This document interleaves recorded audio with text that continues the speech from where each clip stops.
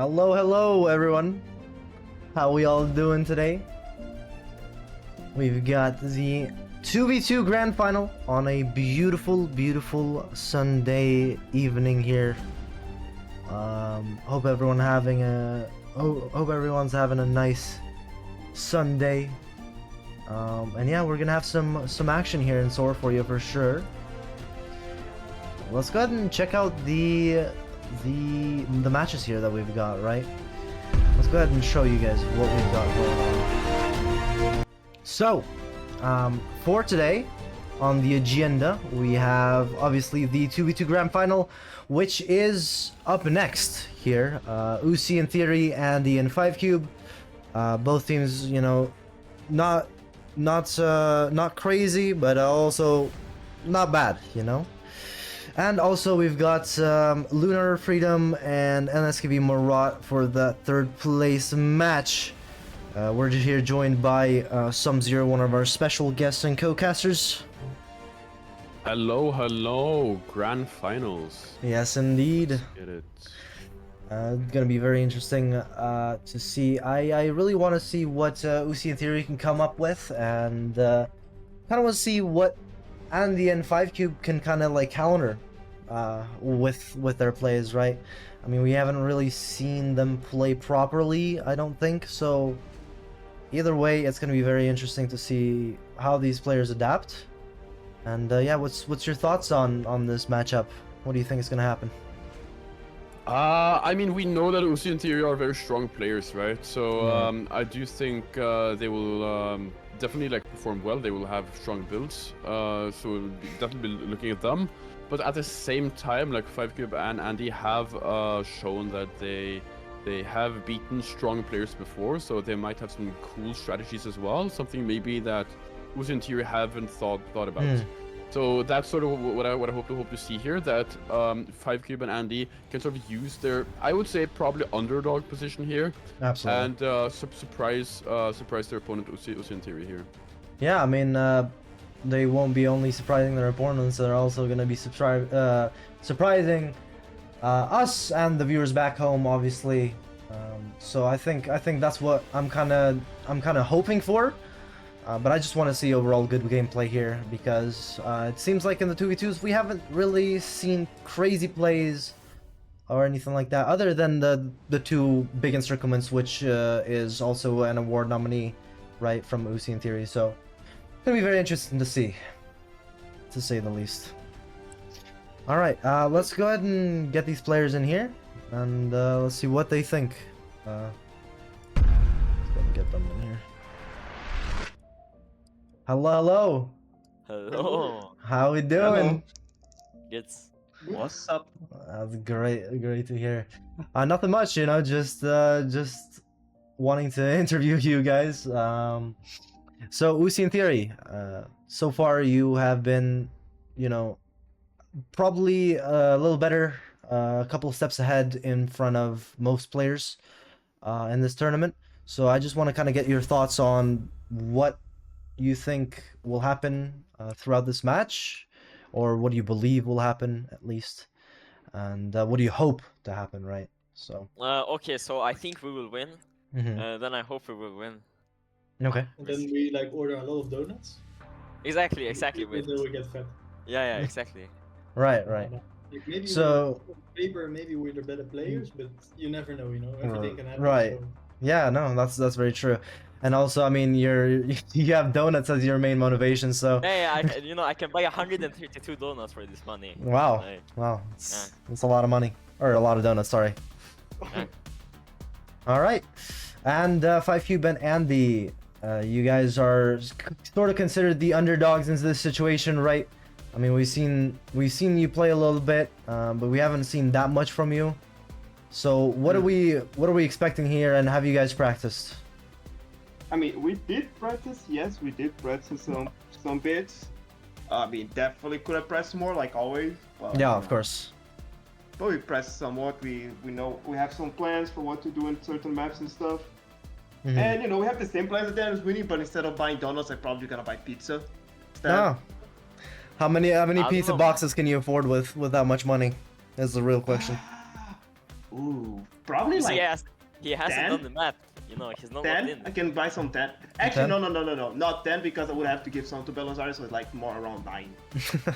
Of course, he needs the pizza too. Yes, yes. All He right, hasn't done the math, man. fair enough. But also, since you are the underdogs, I kind of want to see how you're feeling. Like, are you nervous? Are you excited? Are you just locked in? Man, What are we not saying? nervous. We're just like, we're gonna play and see how that goes. Being nervous not gonna help, so just play and be happy, bro. Just try to get a good game. Yeah, no, that's completely fair. And I think, you know, if you lock in, I think you definitely have a chance here for sure. Bro, got to lock the fuck in. Lock the fuck in. All right, let's go ahead and get this wheel spin. But first of all, for anyone that's not, you know, up to date with the wheel spin stuff, basically Team 1 is Uzi in Theory. Team 2 is going to be 5Cube and Andy. Whoever wins this wheel spin will get to pick either map or faction for the first match. And then the loser gets an advantage, sort of, in the second match. They get to pick the map or the faction. So if Team 1 wins this wheel spin, they will pick map or faction, and then, you know, the other team will do the vice versa right after them. So let's go ahead and get this rolling. Let's see. Oh, okay. All right. 5Cube and Andy, you guys get the first pick. You can discuss on what you want to do, unless you already know. I think we will choose the map.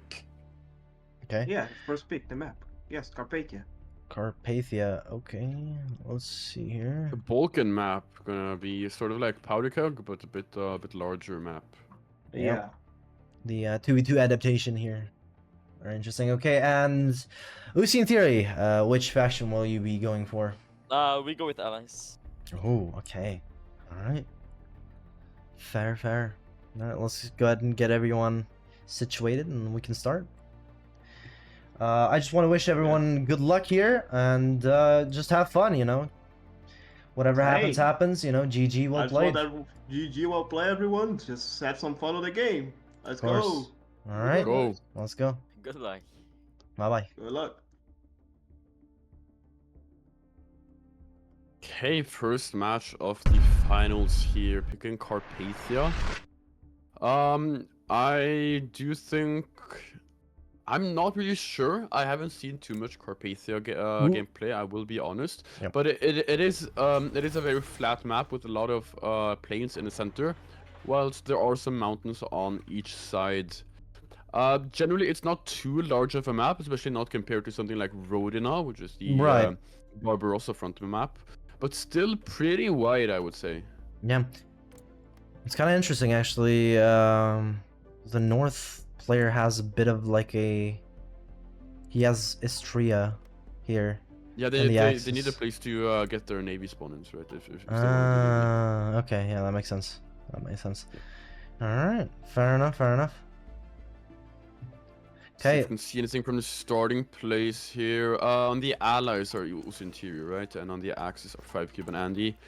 So already from the allies we are seeing, again, this is pretty similar to what we saw last time. I think it's an air build on northern here, which is Thierry.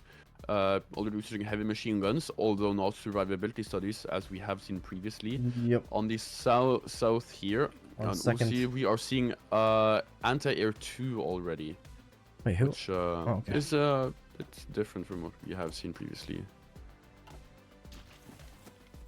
Oh, okay. Yeah, I'm kind of setting up the thing here. 1 sec. Yeah, totally. Still don't see anything special. It does seem like the Axis are gearing up for pretty normal strategy here. Normal like industry, tools, and artillery. Yeah, just a basic very stuff. common start that a lot of these players are doing, and we do see that on both of the Axis players here. Right. Other than that, doing land war facility, some of them are actually only Axis North, which is Andy, is the only player doing land war facility. And I have since last week, but it was included yesterday. Land war facility does cost slightly more, so now it's 5,000 IC instead of 4,000. Okay.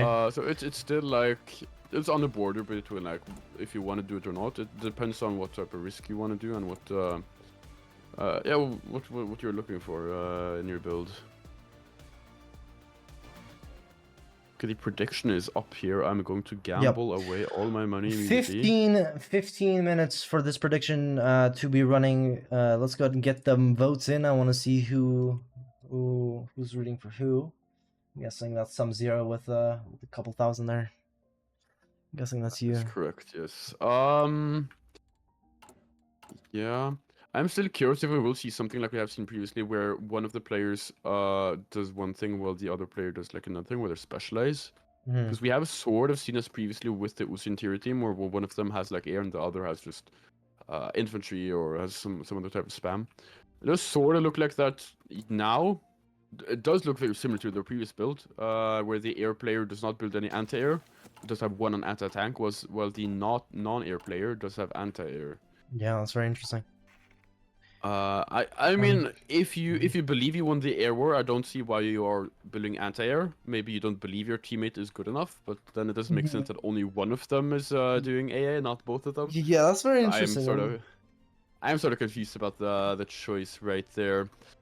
Other than that, it looks pretty consistent. Right. Only real like variation in the between the starting builds here is sort of the amount they have on artillery. Some countries have 1, some have 2, some have 3. 3 is sort of like the border amount between whether it's a line artillery build or not. Because in reality, you only need a bit more than 1 for only support RT.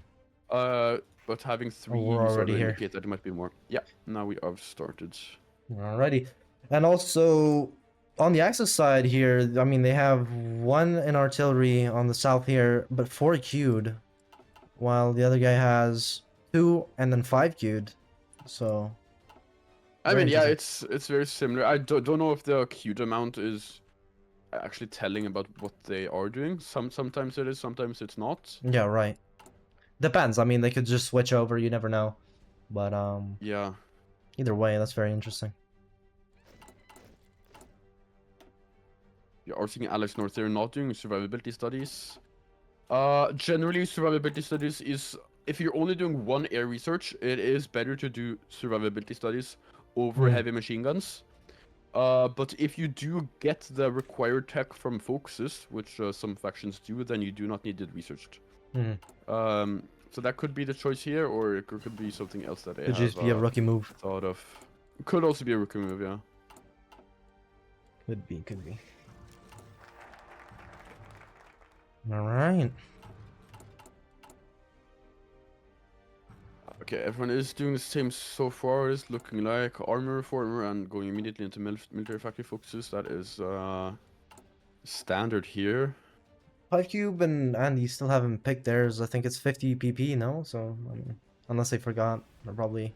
Oh, actually, no. There we go. Okay, they just both did. Okay, cool. Alright. Yeah. Cool.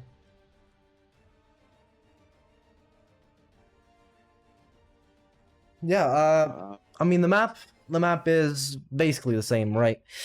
The only difference, I think, is because Dubrovnik now is not a victory point, neither is Sarajevo, and then we have Lvov, which is a new victory point, so we still have 5. And so Split, the one on Dubrovnik has basically been moved to Split. Yeah, Dubrovnik has been moved to Split, so... Yeah, I think that is sort of to counteract the fact that Belgrade is pretty much free for the allies, while Ordea and Lvov are pretty easy for the allies to get. Yeah, exactly. They actually sort of have 2, so it's just moved so it's not that much favor to allies. Yeah. As it would be otherwise. Right, that makes sense. Okay, and now the air player Thierry is also researching survivability studies, so they are completing their build here. Yeah.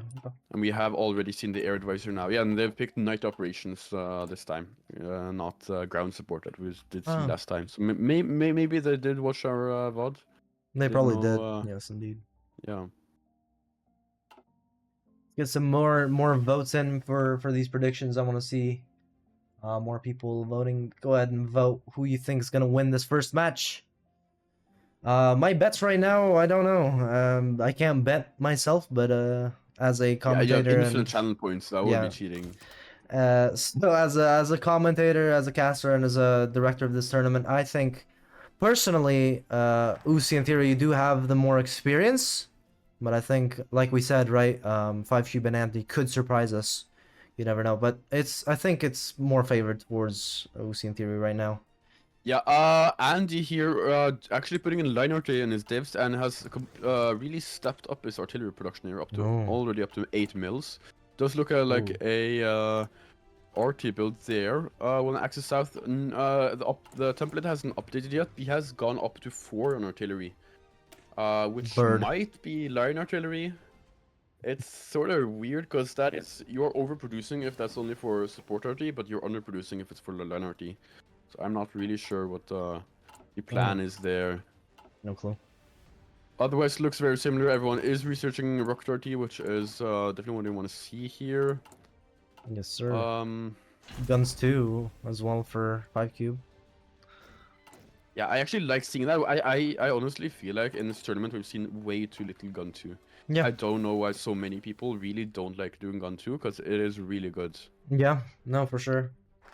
I think it's a long-term kind of thing, right? Because in the early game, sure, it probably costs a lot more, but like you could slowly switch. Yeah. You slowly switch, and like if you also switch very aggressively, it will pay off in the long run as well. Yeah. Because you're having all of your divs be higher quality, it does really help you. Right. Okay, so OKW for, I think this is Andy. No, this is 5Cube here. And Hungary, Romania, definitely going into Hungary here on Axis North, which is that's Andy. Good. Has started producing AA, and okay. Having seen US on Allies North, which is Tier E, probably going US 12th, that's my guess here. And on the south, they went Norway. Norway, okay. Or, I think, yeah. Yeah, no, that's Norway, yeah. What is Norway? Heron. Yeah, 4th Army and 12th Army. Romania versus 12th Army and Han. Oh, wait, so he's going to Romania. He's going for that full artillery build, right? Seems... Yeah, the build does look like it. I mean, let's see if he's actually producing enough, because he did go up to 10 on RT, which is might be what he needs here. Also, another thing, Andy here is not actually deploying these divisions. Oh, now there you go. Okay. As soon as I said that. Yeah, he wasn't deploying those divisions that he was training. He left them to fully train before deploying them. Which, usually you just want to spam them out, right? Yeah, you really want to spam them out to get as much experience on the field, because you're not penalized for training before the war, so you really want to spam train as much as possible. Yeah, and we can see, right? A difference in XP. You can also see this on Usia and Tiri side. They are just completely exercising their entire army. That is but true. On 5Cube and Andy's side, they're only like exercising till they're high enough level, which isn't really what you want to do. And on Andy actually here, he's not exercising at all. Yeah, right now he's not even doing anything. Definitely a new mistake here. You definitely want exercise to get that extra stats. Yeah, and he's got flame tanks as well now. Yeah, should be producing... Okay, yes, forgotten to producing rocket RT. You definitely want to do that as a pure firepower here. Need to produce that as early as possible to build up that efficiency over time. So it's really important to get it in early. No one has been producing it yet. No, interesting. But both of the Axis players have it researched. Neither of them are producing rocket RT. No, also we have the first planes here from Theory. Yeah, both CAS and fighters. Again, I really like that they are doing both and realizing that their opponent is not doing in the air. Yes, I actually like this CAS design. This is a much improved CAS design from last yesterday. time. Yeah. I did comment that their CAS design previously was unoptimal, but now it's looking a lot better.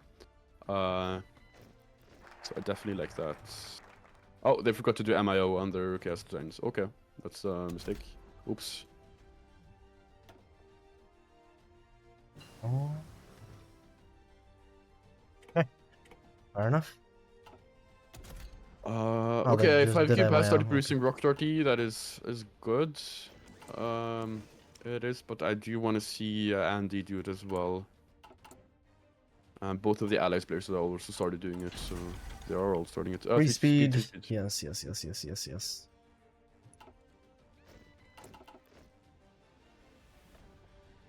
Oh, we are got gearing up for war. we What? do see like Andy and 5 cube. I mean, they have like the theorist and also spirit of the army, right? Yeah, that's good. That's good. Good start. Oh, 5 actually, cube no. has picked the Spirit of the Academy as well, but Andy has not. Yeah, and also 5 cube hasn't peaked the theorist. That was Yeah, but my he hasn't done badness. Doctrine yet either, so Oh, yeah. it's not yet a mistake. Oh, right. Okay. Okay, that's it. It's. I mean, you only need it when you pick Doctrine, right? So Yeah, fair enough. it's getting a bit tight on time though, so you need to do it pretty soon. Right before the war, let's quickly check the division counts here. On the Axis, we have 54 divs on Axis South with 520,000 deployed and 44. So combined, almost 198. While on the Allies here, we are seeing 29 divs And on the 38. South here and 38. So definitely a lower amount of divs on the Allied side here, but I do think there are slightly higher quality as well. For also looking manpower deployed, it's combined about 560, I think, deployed. On the Axis, it's 950,000. Wow. So there's a bunch more divs on the Axis side there. A lot more divs. Yeah. All right, and we're here, almost at war here. A couple more hours, and here we go. I mean, Let's even see with who this gets faster. division disparity here, the Allies do have a lot more gun stockpile. So I don't think it's that much of a disparity if they actually deploy everything, but they haven't yet. Yeah. Yeah, a lot more See, guns. are seeing Holy. rushing towards some of the VPs here, using the motorists and the tanks to go for those Lvov, VPs. first fight here in Lvov. Very quick to get to that. Force attacking versus last down just to try to get that tile. Let's see. Nice. Let me get that. Oh. Does look, depending on who gets to Ordea first, it might be allies starting out with 3 VPs. But they are not rushing towards it that fast though, so Axis might actually get to it first. Even though it is a VP that is closer to the allied side here. Also fights over Sarajevo here, but currently stalling a lot. These very early battles usually are really stale because the supply hasn't been enabled yet. Right. Okay, but we're seeing a battle over Lvov that might actually flip to the Axis side here. Oh. They already have 3 victory points, and now it's 4. It did. Now it's 4. They need to be careful, though. And the Axis got to Ordea first as well, so the Axis are definitely having more. More of an advantage here. They need VPs to be careful with these small gaps here. I think they've covered them. It's 70 versus 98 divs on the battlefield here. Also, another thing, I don't think they've picked any traits for their generals yet. Again. On the Axis here. I'm checking all sides. Allies do seem to have picked on the Axis. Some. Yeah. Some. Not picked there and there. Actually, I don't think he's picked 1, I think, on the Axis. Or he's picked none. Yeah, no, just Oh, yeah, one. he's- Just one. Yeah. Just 1, okay. But yeah. Very interesting. Could, losing out on a little bit of some stats. Yeah, you definitely there. want to pick traits. But that being said, also on the Allies, they have yet to swap to their attack Chief of Army. The North is on Army Reformer, while the South is on Division Speed. Oh. So they are not going to have that attack in these battles going forward. Right. Okay. I really Some like mine the skirmishes across the front here. Nothing major yet. Like they're trying in the mountains to the south, but they are noticing that it's going to be hard Pretty to do hard. that without. There are some mountaineers there, but There are it's some pretty hard to do mercenaries, without some better mountaineers. See this mountaineer. Is this okay? Is this? It is one of the spawn-in divs. It is. Okay, They are good. getting 2 more that are even better with having more artillery as well. Mhm. Those first mountaineers are only half mountaineers, half normal inf. The second spawn-in ones are more mountaineer and more artillery. Right. And so far, I do like the confidence of 5-cube and Andy. And if they keep this up, it's looking really good for them, to be honest. They just need Yeah, to do. getting 4 VPs here is really good. That being said, So- two of those VPs are right on the front line. On the so, front line, yeah. Might be easily getting back. And It that being could said, they are flip. pushing towards Ordea. Oh, okay. Though it is being pinned, they are noticing it. It is being pinned, so that's probably not gonna succeed. Yeah. Yeah, we are seeing these center battles, like as I said previously, like the Ooh. center of this map is a ton of hills and plains. So there will be a lot of back and forth here in the center. So is what we'd like to see. Try to push towards Belgrade, but got no, okay. Am I seeing? Oh no, They never are mind. They are pushing the south there. The Yeah, they Allies are. a really low org, so they might actually. Oh, or there. they might get encirclement. Okay, they don't. It was close, but I think you noticed. So. Not completely over. The tank could do some work if they don't. Oh yeah, attacking there is risky. Okay, they did get out. They did Ooh. get out. That But was. they are now threatening Belgrade. They are now threatening Belgrade. So Yes, absolutely. it's not looking good for the allies here. Not looking good at all. Alright, let's see what happens here. I mean, nothing... I mean, Lvov seems pretty stable right now. Or there could be a close battle because it's so close to the front line. Or on the front line, right? And we'll see what happens here with Belgrade. Yeah, but both Lvov and Belgrade are both city tiles behind a river. Lvov only behind minor rivers, while Belgrade behind a large river. So you might need to actually go around these tiles. Taking their encirclement. neighboring tiles. Oh, I didn't see it. Yeah, those are six Six encircled in the mountains divisions. there. Ooh, Mountaineers got him as well. Oh, Ah, you no, got they him out broke him. immediately, though. Oh, Immediately getting them out. good save, good save. Really good save. Good save from Andy there. What about air? What do we have on air? Nothing on. Yeah, we do have cast from the allies, right? So that's another advantage here. Difficulties. The Axis players haven't researched radio yet. Ooh. And since both of them are superior firepower, they don't get any reinforced rate in their doctrine. So Andy's they already will doing it, though. easily be reinforced memed here. They will very easily be reinforced memed. Yeah, it seems. So far, it does not seem like a big issue, but it could definitely be an issue in some of these combats. Do not want to be reinforced memed. Oh, they're going for Belgrade. They are pushing towards it. I mean, there are only 2 units there. I would definitely try going around it first. Yeah. Because an urban, it's very easy to defend an urban There's style. a lot of openings here. If they can see those, I'm pretty sure they can. I think they're actually using them right next to like the south of Belgrade, southwest. They are walking into a lot of those sides, so this is really good. This is You can really definitely good. snake here a lot, especially since you have so many units on the axis. They should know by now that they do have the number number majority here count, and do have the number superior. And they are snaking. He needs to be careful though, not to get pinned. He has 9 divisions there. He has 9 divisions there, but he needs to cover that line and make sure those 3 divisions aren't at risk, and he does. Yeah, Ooh, he last does. second there. Very A risky. bit And further north there, encirclement opportunities on both sides, I think. yeah. Could be a risky play from Axis here. He is pinging. He is pinging that, so maybe they're trying to. Encirclement here. That is 6. Wait, no, I'm blind. Never mind. It was a line in the way. It's not. Did some of the allied Next to Belgrade could be. next to Belgrade 6 divs maybe? Oh yeah, Does that look like... that is happening. Oh. he got out just in time. Wow. Oh, that was really close. Oh, and now there's so many gaps in between the lines, and now they're Look just at this. over. Encircling Belgrade here. Like, it might be a major encirclement here. Wait. They do continue pushing their luck.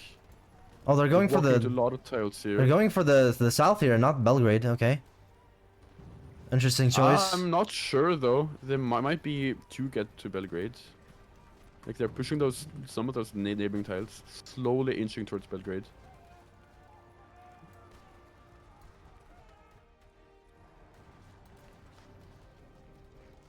So we are far, seeing the allied north. We're seeing Thierry sending some units down to help in the south, which is what you want to see from your team right here. So I do like seeing that. yeah, it's that not happening here. really helping, but you know, it's definitely gonna make a difference. It's something to fill the holes. I Yeah. think that's important. Oh, Ooh, that encirclement was a here. couple of divisions there. I think that was a couple, like 3. Yeah, maybe. that was 2 or 3. Although they are losing Belgrade now. They are losing Belgrade now. Oh yeah, they are See if losing they Belgrade. get into there in time. They Oh, might. Although yes. they did not. Yes. That is Belgrade. Now it's 5-0 VPs. 5-0. 5-0 here on the first game. 5cube and Andy, a solid duo so far. They really need to just use this as to their advantage, and just try to hold their lines, right? They cannot be distracted. This is not the time for you to be distracted. This is time to lock in and do your best. We're seeing some counter pushes in the south, trying to go for an encirclement in the mountains very close to the coast here. Yep. But it does not look to be succeeding. You need those mountaineers to push these heavily guarded mountains here. And I think he's lost a lot of these mountaineers. He only has one of the Avonforce divs, which are really good. And Yeah, that one has Avonforce. lost a lot of experience as well. So he does not have the same combat capabilities as he Oh, has could had be another previously. encirclement here.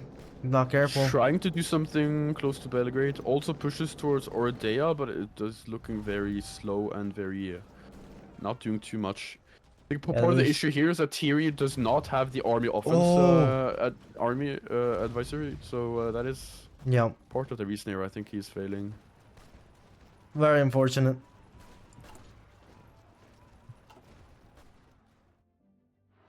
Oh wait, he also doesn't have he doesn't even have a field marshal offensive line, so he doesn't have any planning on his divs at all.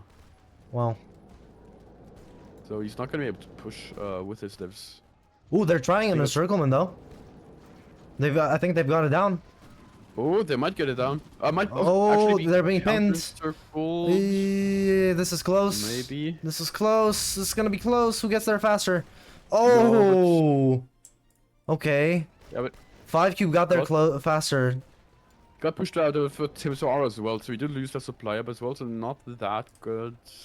The allied push there. A lot of these allied sort of snakes and sort of these attempted pushes here are being pushed back. Yup. So they're not seeing too much success here. Yeah, and 5cube is moving further and further with Andy on the Romanian mountains here, Transylvania.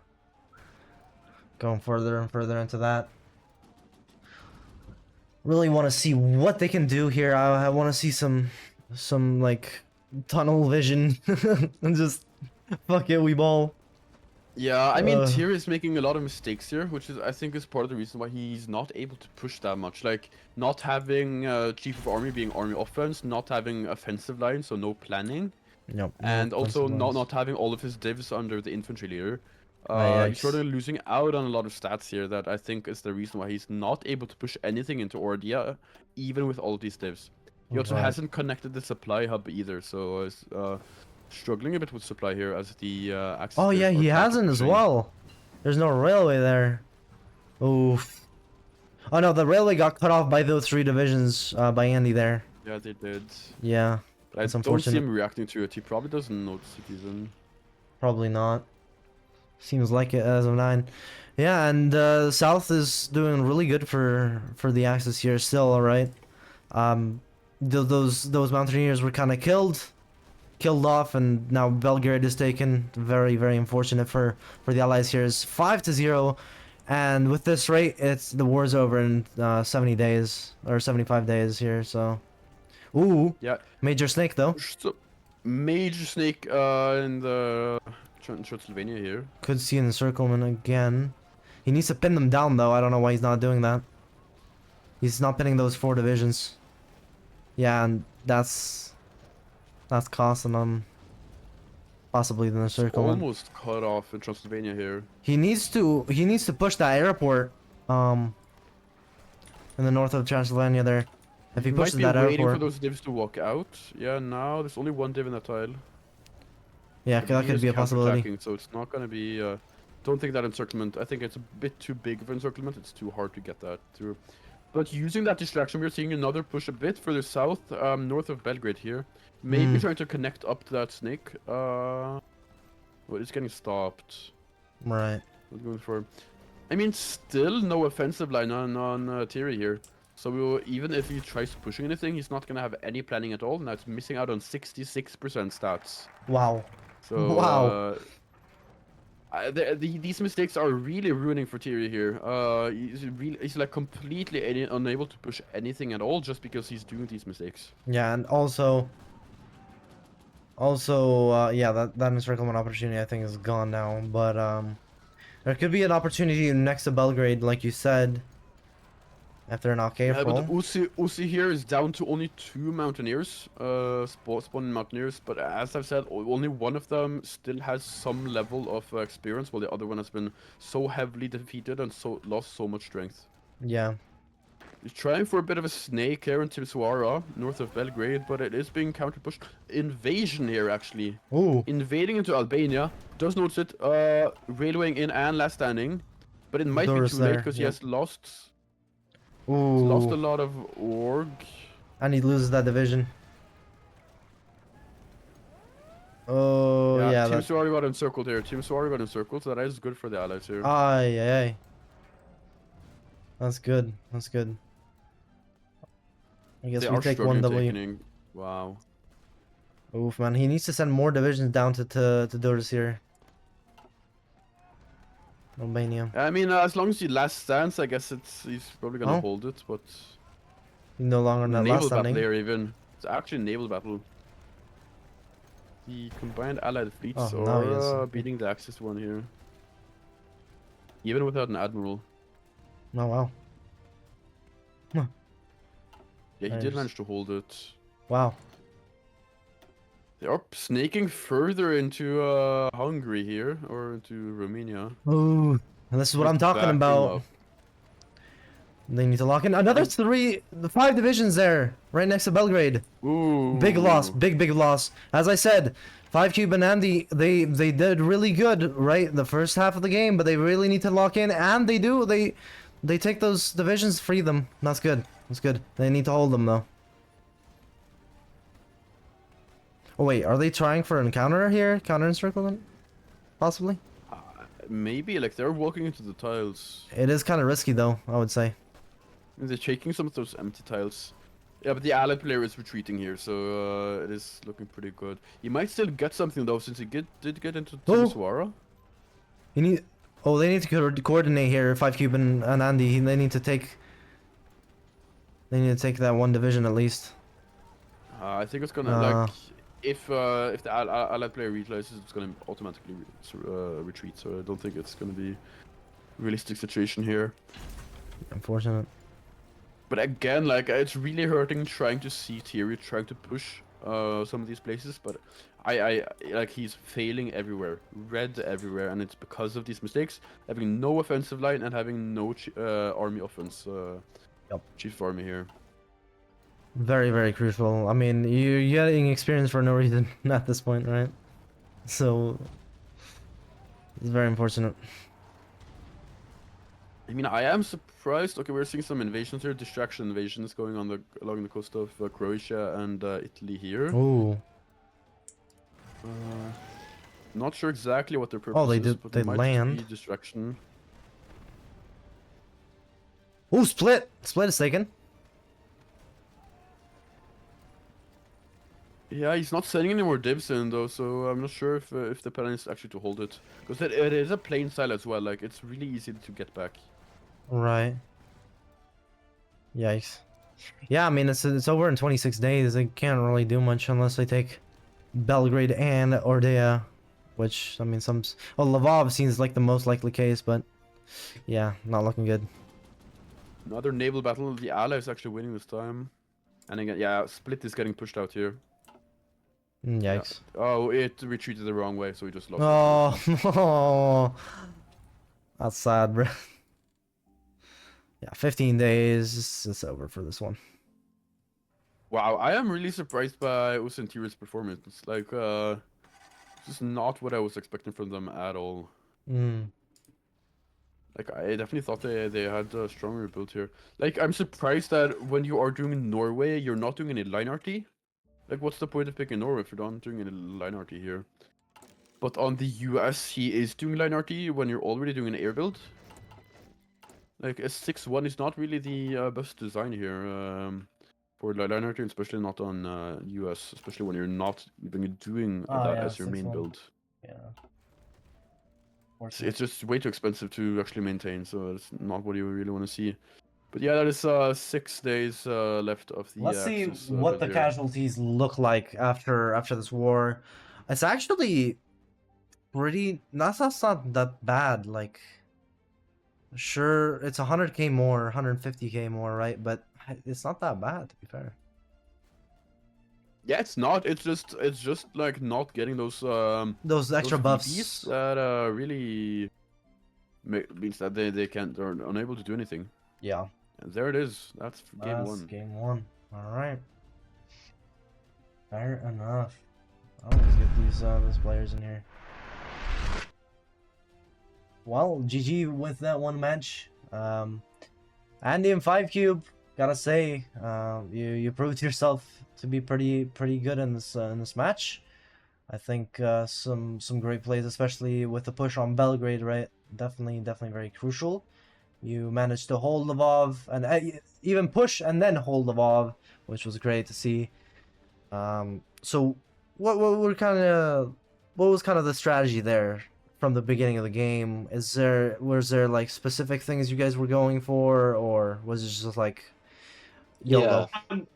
So me and then 5Cube split up like our groups from Budapest. Like both of us concentrate like equally from north of Budapest and south of Budapest. Mhm. My main thing was just Lvov and hold Orodia, like just make a entrenched line there while he pushes in the south towards Belgrade. Right.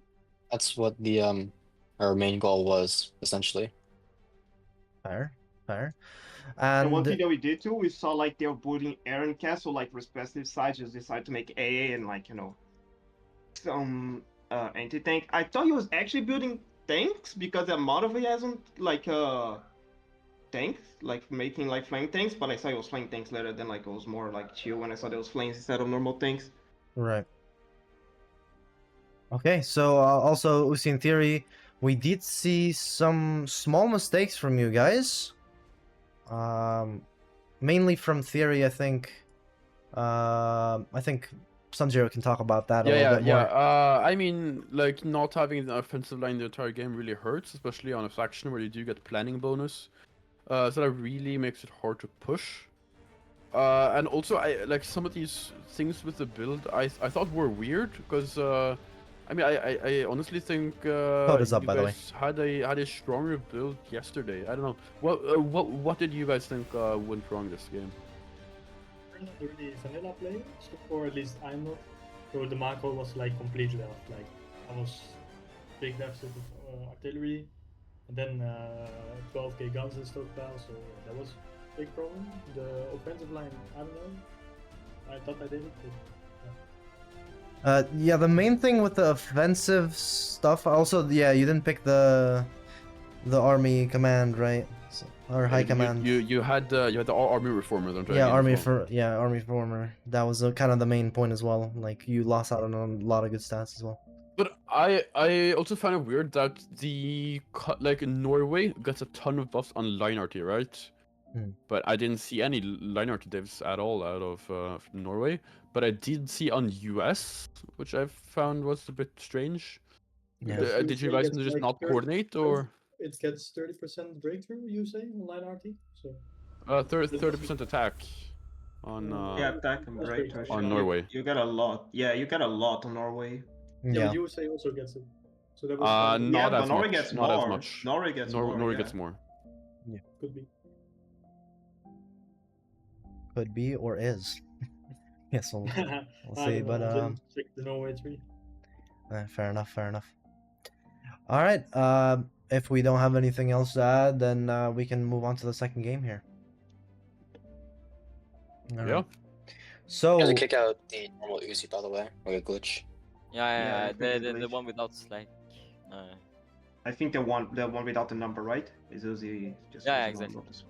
What's Yeah, that? that's It's like- bugged, so when I joined the lobby, like, it said my name was taken, but like, yeah, you see the one that's Yeah, it only kinda for- joined twice. that one. Yeah, Oh, somehow. You So have to kick kick like the one Uzi. without the number. Kick the one without the number. Yeah. good. Now it's good. Okay. So, 5cube and Andy, you guys picked last time, or you got the wheel Yes. spin. So, Uzi in theory will actually pick the map this time, or the faction, of course, if they want to. So, which map are you gonna go for, faction? Give it a second. We have to think about it. You know? Of course, of course, of course. You can Those discuss mistakes. between each other, you know. Totally fine.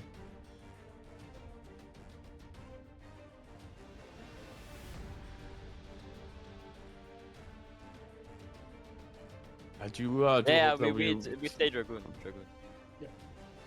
Dragon? Okay. Yeah. Alright. Then Axis empty, you think? Yeah, I think Axis. Okay. Axis, okay. So, that's okay. Fair enough. Yeah, just get everyone ready here, and we'll start. Okay. Good luck, guys. Oh, good luck on on this game too, guys.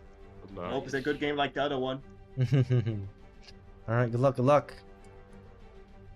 I mean, I am surprised about last game. Like, I felt like Uzi and Tyr are players that do not make these very simple mistakes. But I guess we did see that last game. I did also notice that yes, Tyr did make those mistakes with defensive line and army offense. But Uzi actually, even though he was building trucks the entire game, never used it for motorizing his supply at all, which I did think that did hurt him as well in that match. Hey. So yeah, those are those small mistakes. I mean, there was weird things about builds on each side. So yes, that stuff happens, but still. Alright, we got our Mistakes. second prediction. Whoever gambled those money got a lot of money. So, let's see how Yeah, you the got a toss-up lot. happens. Let's see how the toss-up happens here. Who actually voted for them last time? Let's see. Do I have like a prediction history or something? It's boss ASLT. Ah, respect. ASLT. Yeah. Respect. Alrighty. The music makes it hard to listen to Theory. That's my bad. I actually figured it could probably be the case. I had him on 200% Theory, but unfortunately, not enough, I guess. We'll note that for next time, though.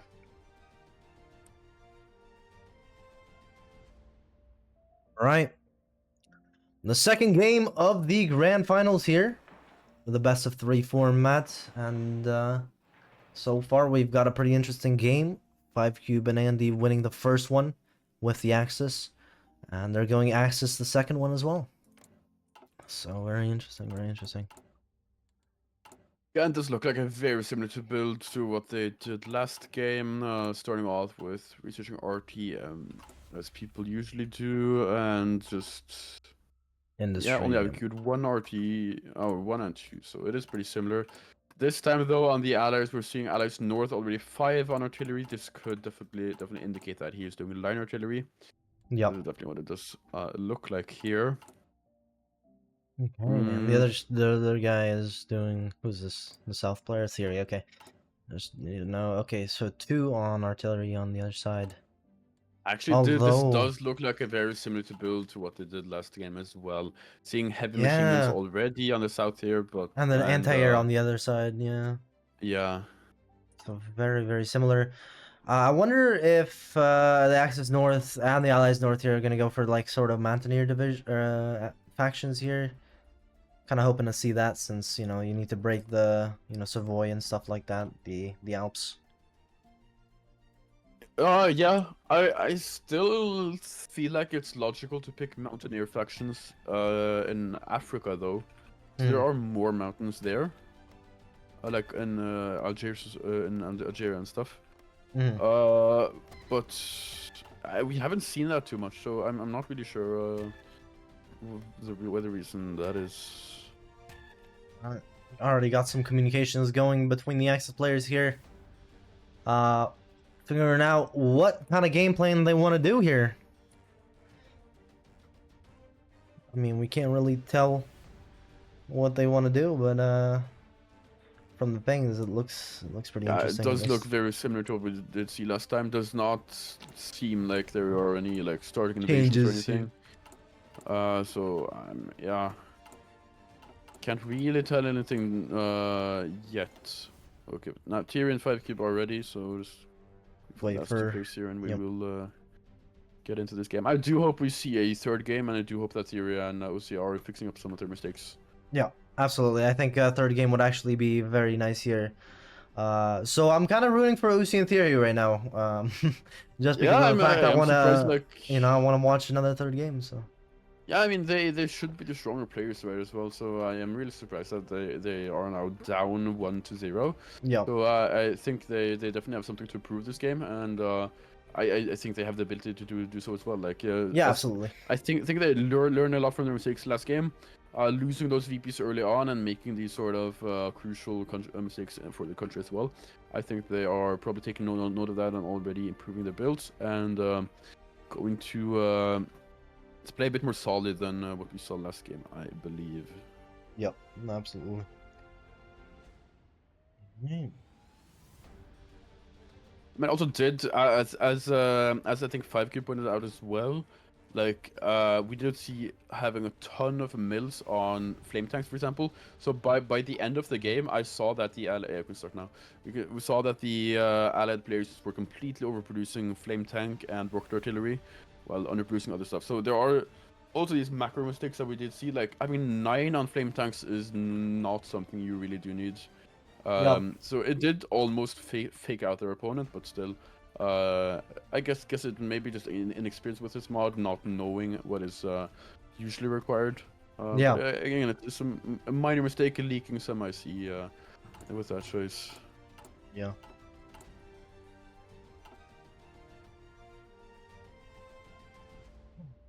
Goddamn. The yawns are crazy. Alrighty. Ooh, wait, huh? Okay. 5 cube already went for the focus tree here. He's going for the navy. Don't he know why did. they keep doing that. I think this might honestly be again 5-cube not knowing ship designs and just making one that's that you get from the focus. Yeah. Either Or way, actually, I they don't should know, start with industry first, so.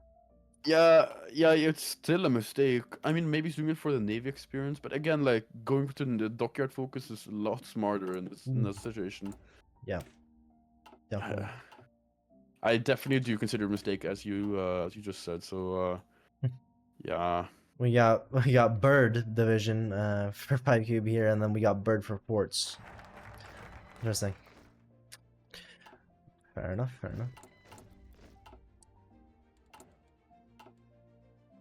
I mean, there are some strategies with naming your division specific things, as you probably saw what I did in my game against Espinal as well. Yep.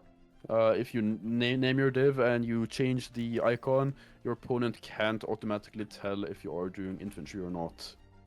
So it's just another level of deception that you can sort of do to Wow. slightly throw off your opponent. Right. Fair enough. I do like that we're starting seeing gun 2 again on 5Q, but doing a pure Japanese Navy that early is not what I want to see.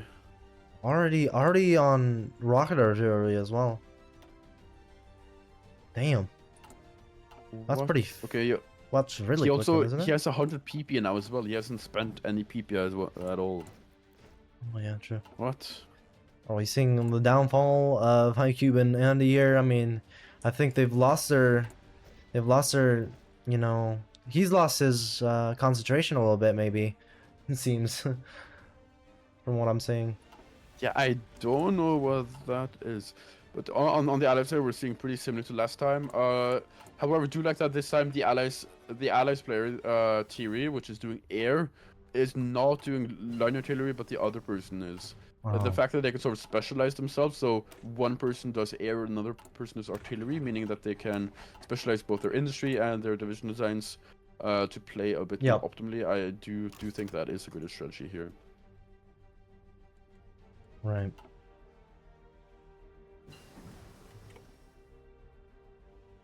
Why is Sigel not in the final? He was in the grand final for the 1v1s. Unfortunately, he did not register in time for the 2v2s, as they were already filled up whenever he registered. So, if you want to check out the grand final highlights, or maybe even the VOD, you can do ! highlights for the highlights, and then ! socials for, you know, the VOD. You can check that out on your own time. But yeah.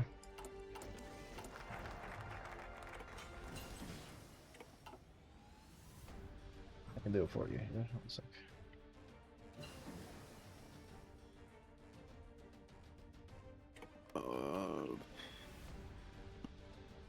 Again, I mean, I think we can say what the plan was with picking a Navy focus that early, is that he sent them for exercise, so he gets experience from it, but it's definitely not worth it, so I still do not like seeing it.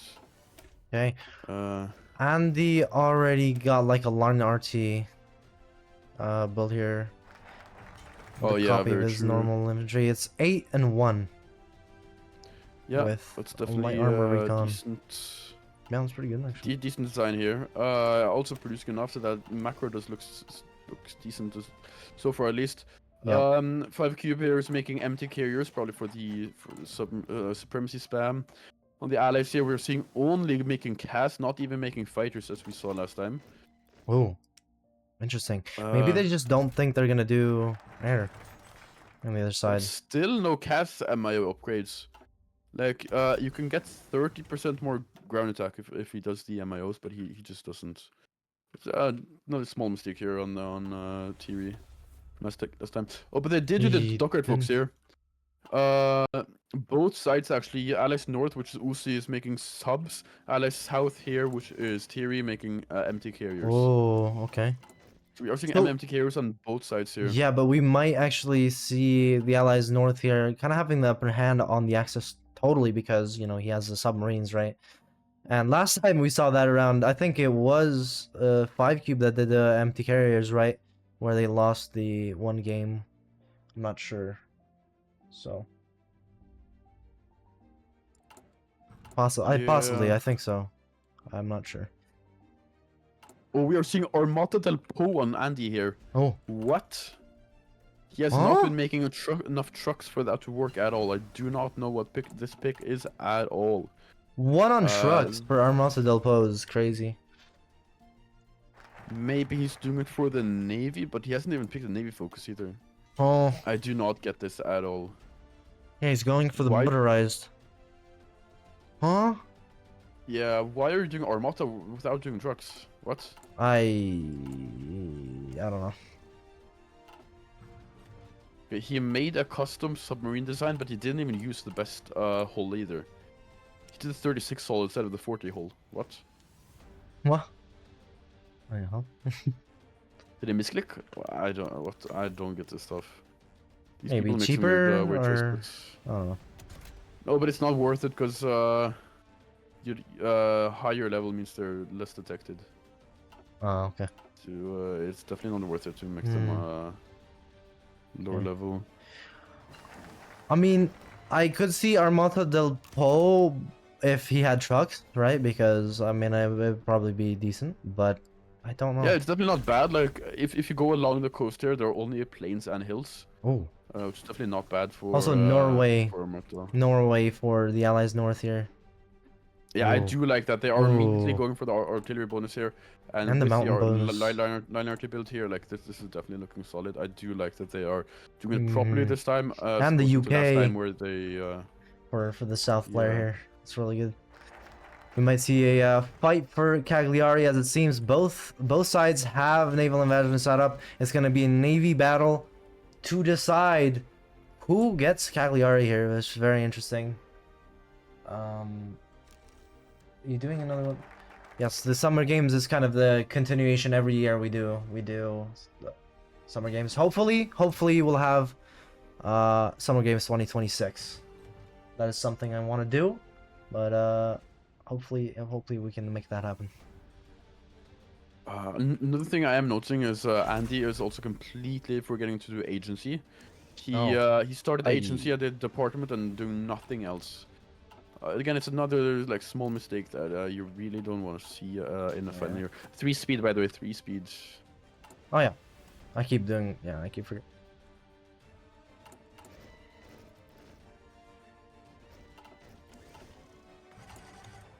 Okay, yeah, closing in on the war now. Let's see the final division count. On the allies, it's 29 plus 39 divs. So that is about almost 70. That's 68 divs. Still one on trucks for Andy. Yeah, I know. This isn't the first time we've seen it either. We have seen people pick Armata previously without actually doing trucks. I do not get the point here. You're wasting a lot doing that. Oh, he's also started picking Doctrine without doing a Theorist. Yeah, this is not what you want to see here. That is not looking good. That is some pretty huge mistakes here on Andy's side. Fortunately, gonna probably cost him a lot here, and also he hasn't picked any trades for any generals. I think only one. Oh yeah, he hasn't. Oh, he has for the Field Marshal though. Yeah, for the field marshal he has. So maybe he's just I don't know, whatever. Same kind of with MyCube. He has some trade stuff. Yes, on the. But yeah, the allies north and south have most of them, right? Only 4 divisions that don't have him on the south player here with that one. Yeah, but general. he's not using a general with infantry leader okay. here. All right, so it's Okay, now war, and we're gonna see the fight for Cagliari. I really want to see what let's happens see here. who launches here. Let's see who launches. Oh. I think it's Andy. No one is launching. Oh, Andy's not launching. Oh no! Now Thierry managed to launch after the some of the navy was caught in naval battle, I think. There is some naval battles here. Seems like the submarine spam here is what's stopping both sides. Okay, and he also manages to yeah, he's closer as well. So he might get there first. He's only going to land on north though, so he will have to walk all the way down south to reach Yeah, Cagliari. true. If he uses the railway though, it'll be faster, right?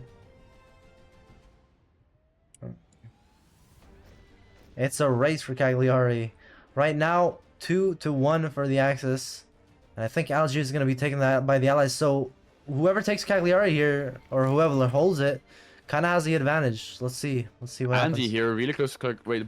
Ooh, both of them are really close. Andy will, yeah, Andy landing first. Yo, that was insane. They were like side by side there as they were landing. Very, very interesting. Don't think I've seen that before. Very nice, very nice. Andy seems to be holding it. Yeah, he will probably be holding it. I do find it weird that you are playing Armata del Po and you're doing a line arty build. Like, I don't get this stuff. I really don't. No, that's true.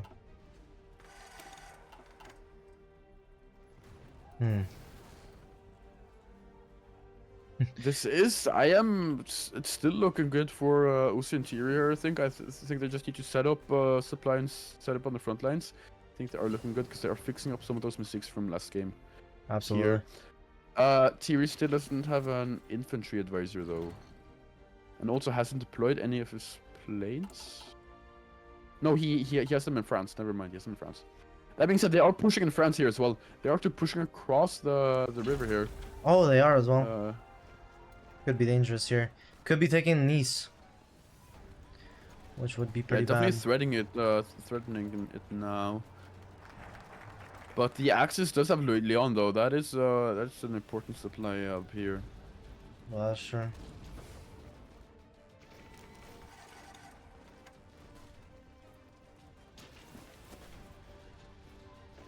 Well, they just cut off that railway. Wait, pretty smart.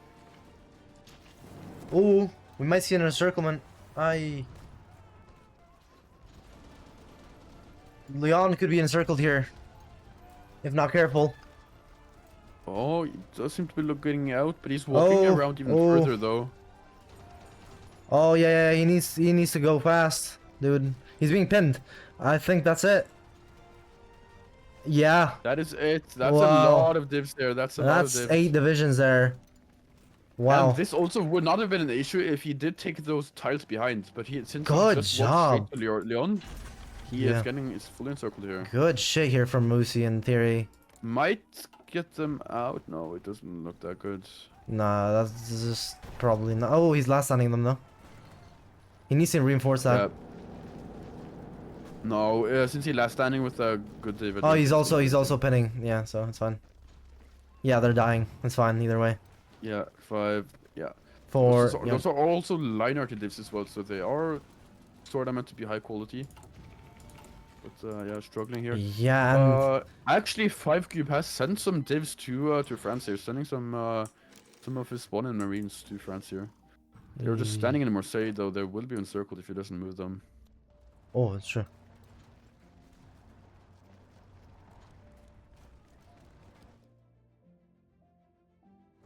Let's see. Oh. Could be close here for Marseille. No. They're moving out.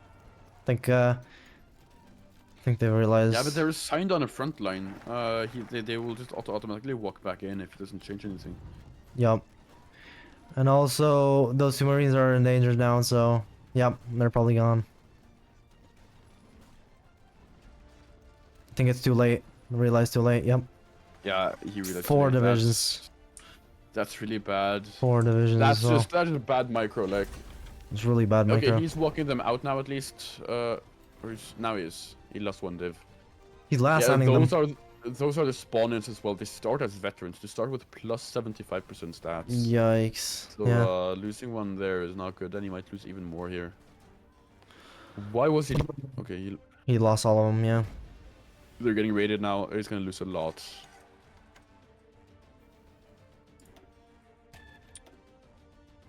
Yeah. Pinging him.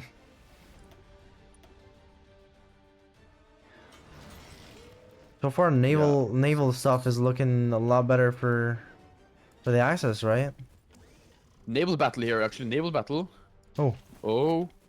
Oh, big one. Big naval It's battle. looking good for the Axis, though. It's looking very good for the Axis. Very good for the Axis. That and is an the Axis Allies, victory. yeah, the Allies backed off there. I don't know why the report only showed 2 lost destroyers, because I know that was at least 11. But Oh, okay. wow. But that actually did mean that the Axis divs managed to retreat out of the port. So they are somewhat alive. They did lose some strength, but they're not completely out of the battle yet. Yeah, not totally out here. The Allies doing really, they're doing God's work right now with the North, but as long as they, if they keep it up, they can take Nice, but if they don't, it's not really looking that good. So they really need to take Nice here. And get that going. They are pressuring a lot here. I don't think the supply is connected.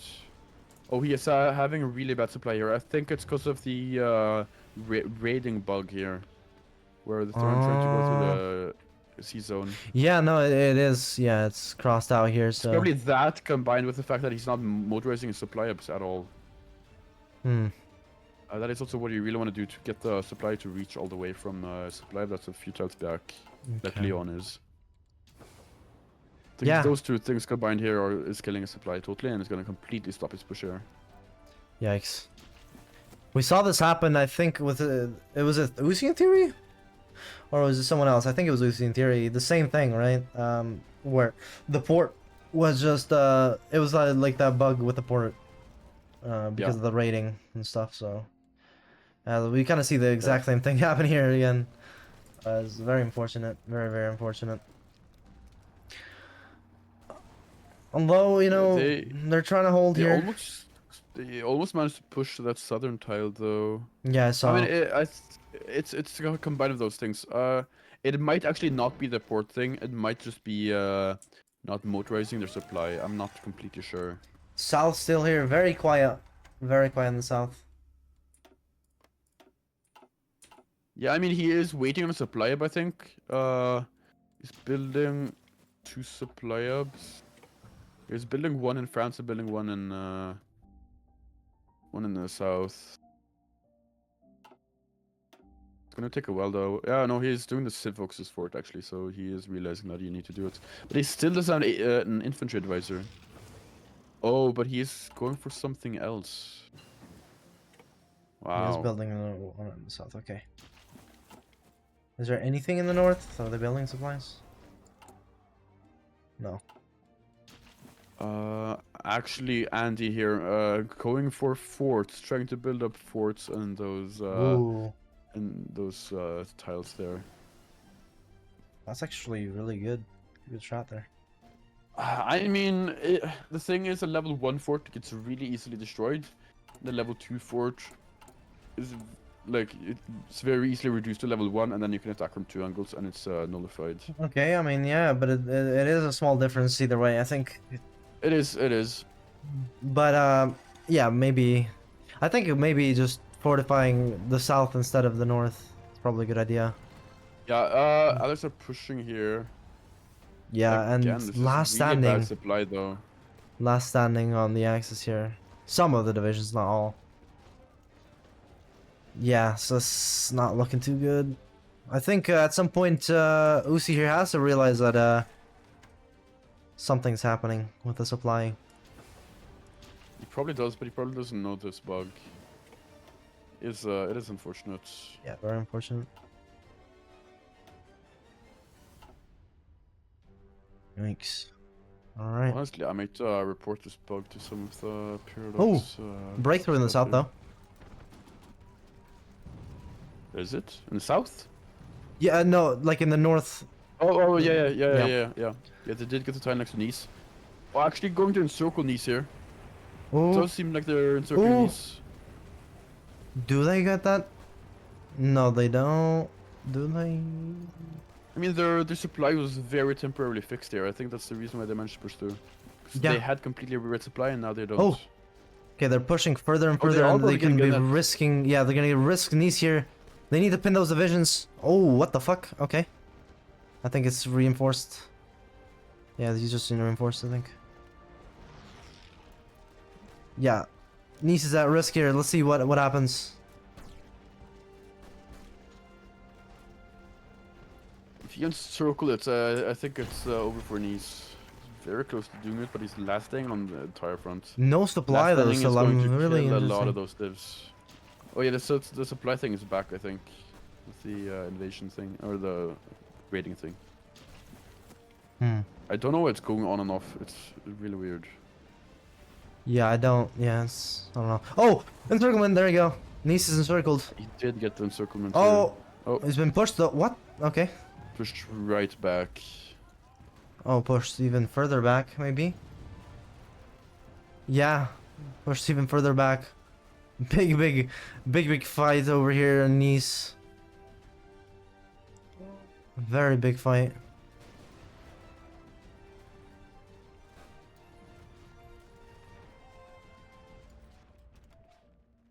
I'll see the casualties so far. Kind of want to check this out. Okay, so... Ooh, it's almost double for the Axis. The casualties front here. Very bad, actually. Very bad for the Axis. Okay, the north seems pretty quiet. Maybe we can look at the south for a little bit. Not much really going on here.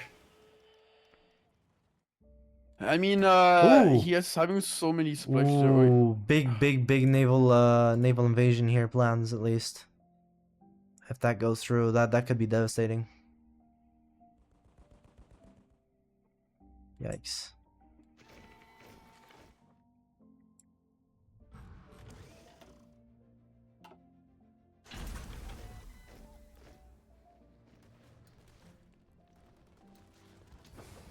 Oh yeah, supplies back. Fully back.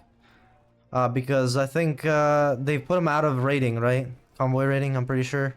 The Axis, so that supply's back because of the port is back. Yeah, he blocked the sea zone out. He blocked the sea zone, and also the supplies fixed. All supplies fixed. Yeah. So this is really big advantage here for UC. He can use this.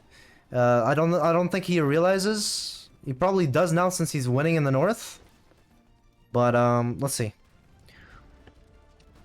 Yeah. No, he's crushing them now. See, it's. Yeah, those Mountaineers are doing God's work. It really, really is. Although they're lowering though. He's gonna wait for a little bit. Yeah, he is waiting. That's good. I like it. Making sure everything is healthy before attacking.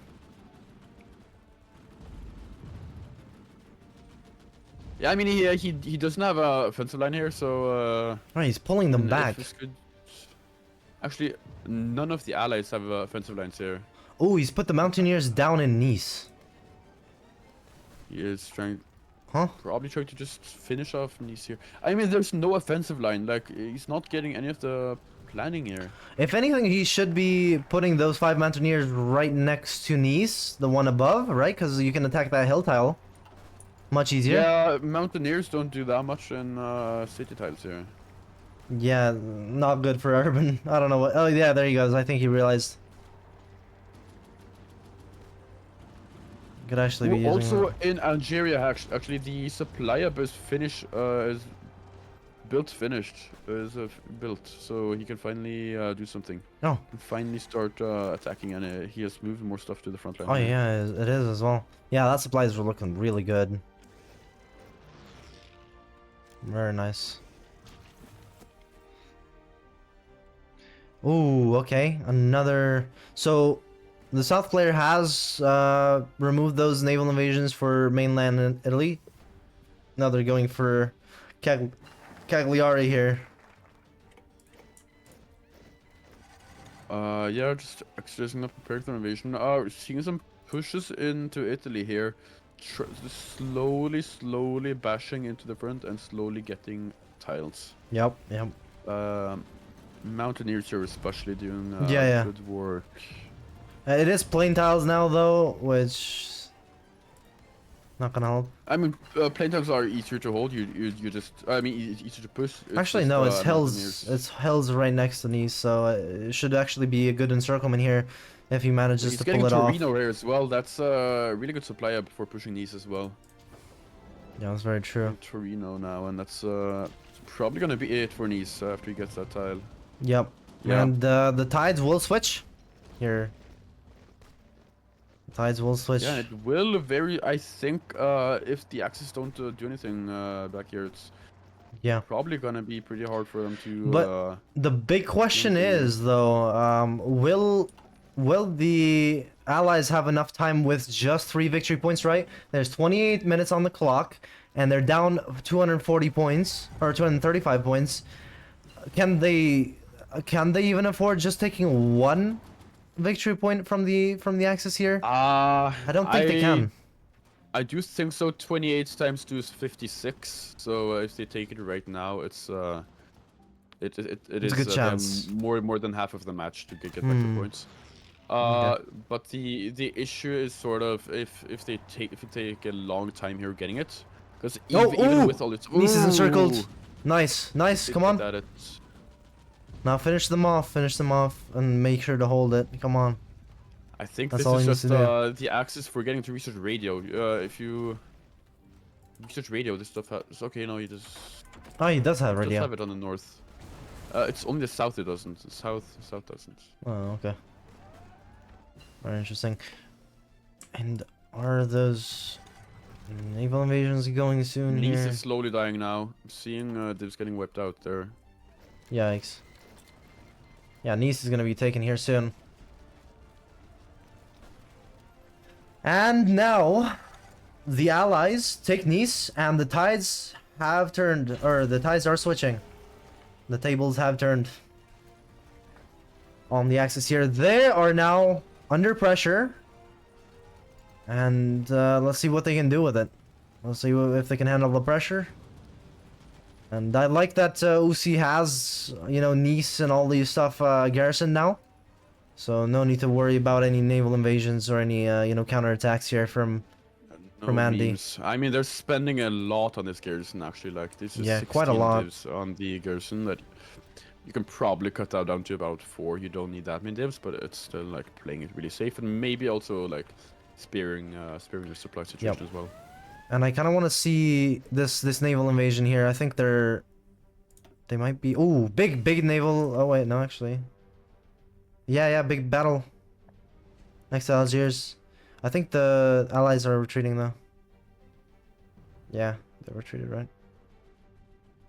Yeah, allies are sort of out of the battle. That does mean that those marines that was going for Sardinia here are entirely out of strength. Oh, So they will do very little on Sardinia here. unfortunate. Yeah, they are getting raided again. Yikes. Another naval battle here. Again, when you are making supremacy carriers and submarines the entire game, you don't really have any combat sort of capabilities. Right. So yeah, that's basically the entire allied fleet here completely dead. Ay, yikes. Force attack to us. Unfortunate. Going to land onto that one tile maybe with 10% strength. You raided again. Yeah, it's pretty much over for that invasion. Yeah. I do think the land invasion would do a lot better because. Okay, no, he's doing all the air in the north though. How's the air situation? Yeah. Oh, they do have a lot of casts as well. That's probably helped them a lot here in Italy. Now that I think about it. Yeah, I haven't really looked at that. Over 200. Yeah, over 200. 230. 230 casts here. Oh, wait, huh? Oh no, okay, that just got killed. Okay, fair enough. So that one Marine did land, but he just got killed off instantly because low strength and, you know. Yeah, they are trying to Unfortunate. push into northern Italy here. The Mountaineers. Yeah, they are definitely pushing this, I think. They're definitely pushing that unless Axis reinforce more stuff Yeah, into that again, mountain tiles right next to the Genova here, so Mountaineers really doing a lot.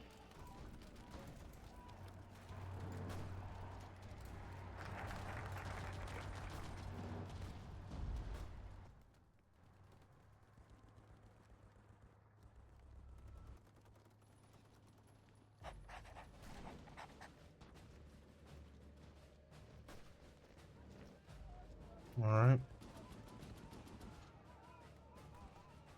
So what do you have? Attacks in Algeria here, but nothing really happening. I definitely think its allies should be on the offensive in Algeria, not the Axis. Yeah. Oh no, for sure, for sure. Especially, I think the Axis does, or the Allies do have the upper hand on the supply, right? A little bit better, I think. Yeah. I think honestly the allies have a better chance going for Algeria. That being said, they did get Genova though. Oh, They did get Genova. yes, I did indeed. We do see Andy like overstacking some of these divisions as well, which I think in turn is kind of hurting that supply. Yeah, not as much actually, as I would think.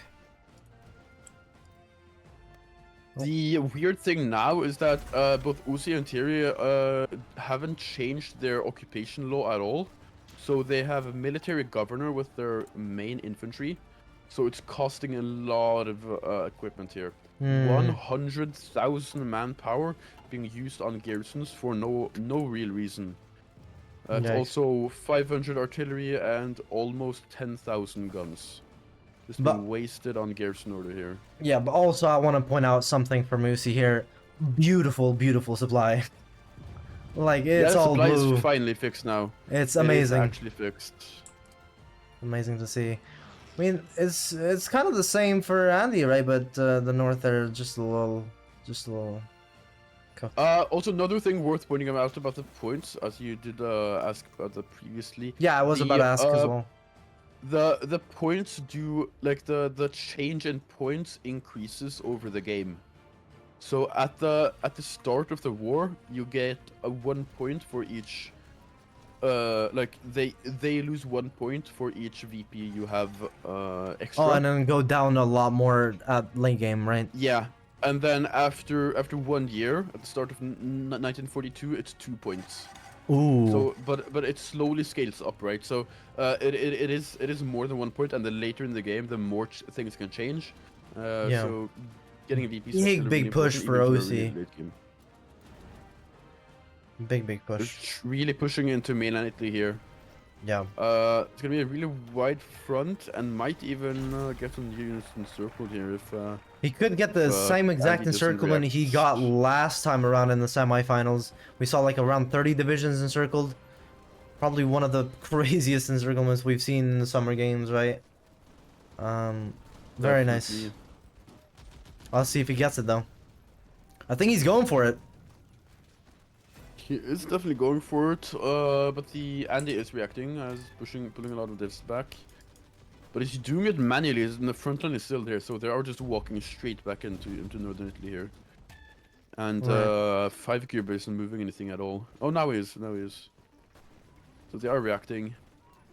This Okay. does also mean that they are losing a lot of factories here Yeah. from these territories. Very unfortunate. Oh, I didn't even notice this, but Andy here is actually making air. Has 15 factories. Oh, these are just the base design as well. He hasn't even changed it at all. Yeah, Andy really likes doing the base templates. Not what you generally want to see. Yeah. And he also still an army reformer. I mean, there are these mistakes that are really add up. Oh.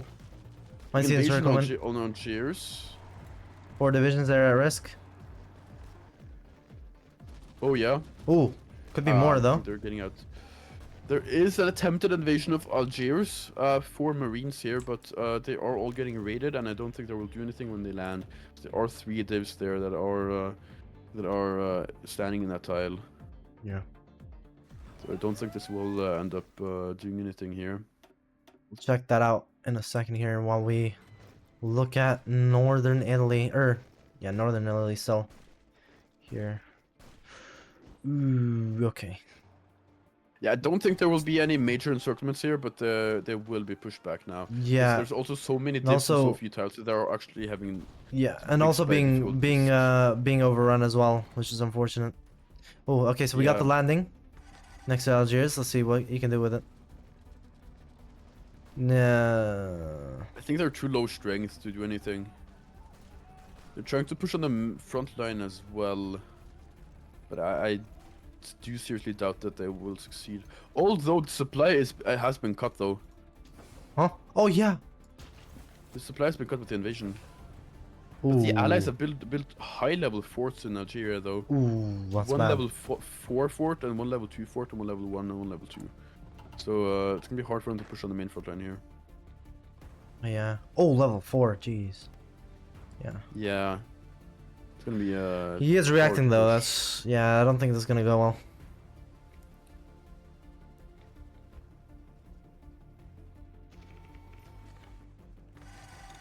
Still pushing into Italy, getting slowly closer to central Italy here. Probably eventually gonna lead to Andy here capping. Capping, With yeah. Andy capping, that is also Sardinia lost, and that's another VP for the allies here. Yeah. If that is what happens. If that is what happens, I think that is definitely a GG's, and we might actually get a 3rd match here for the grand finals, which is always nice to see. We'd love to see it. I would love to see it.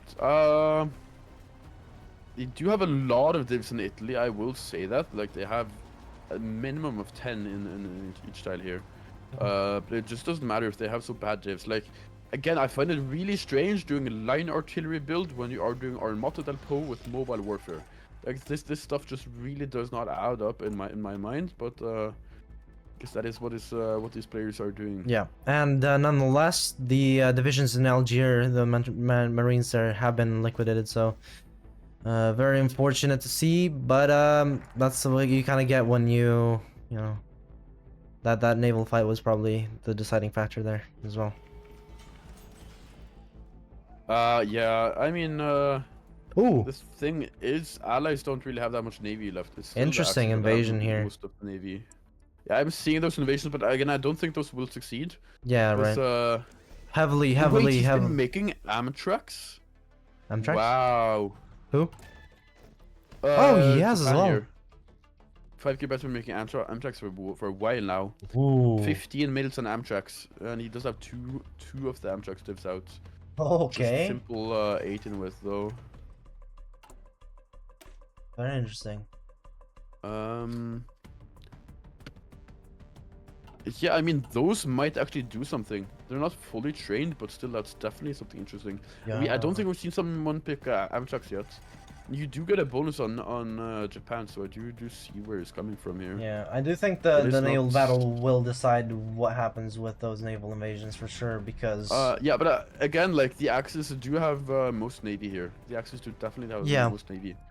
So they just have to make sure that they can guard their invasions, and it will all be fine. absolutely.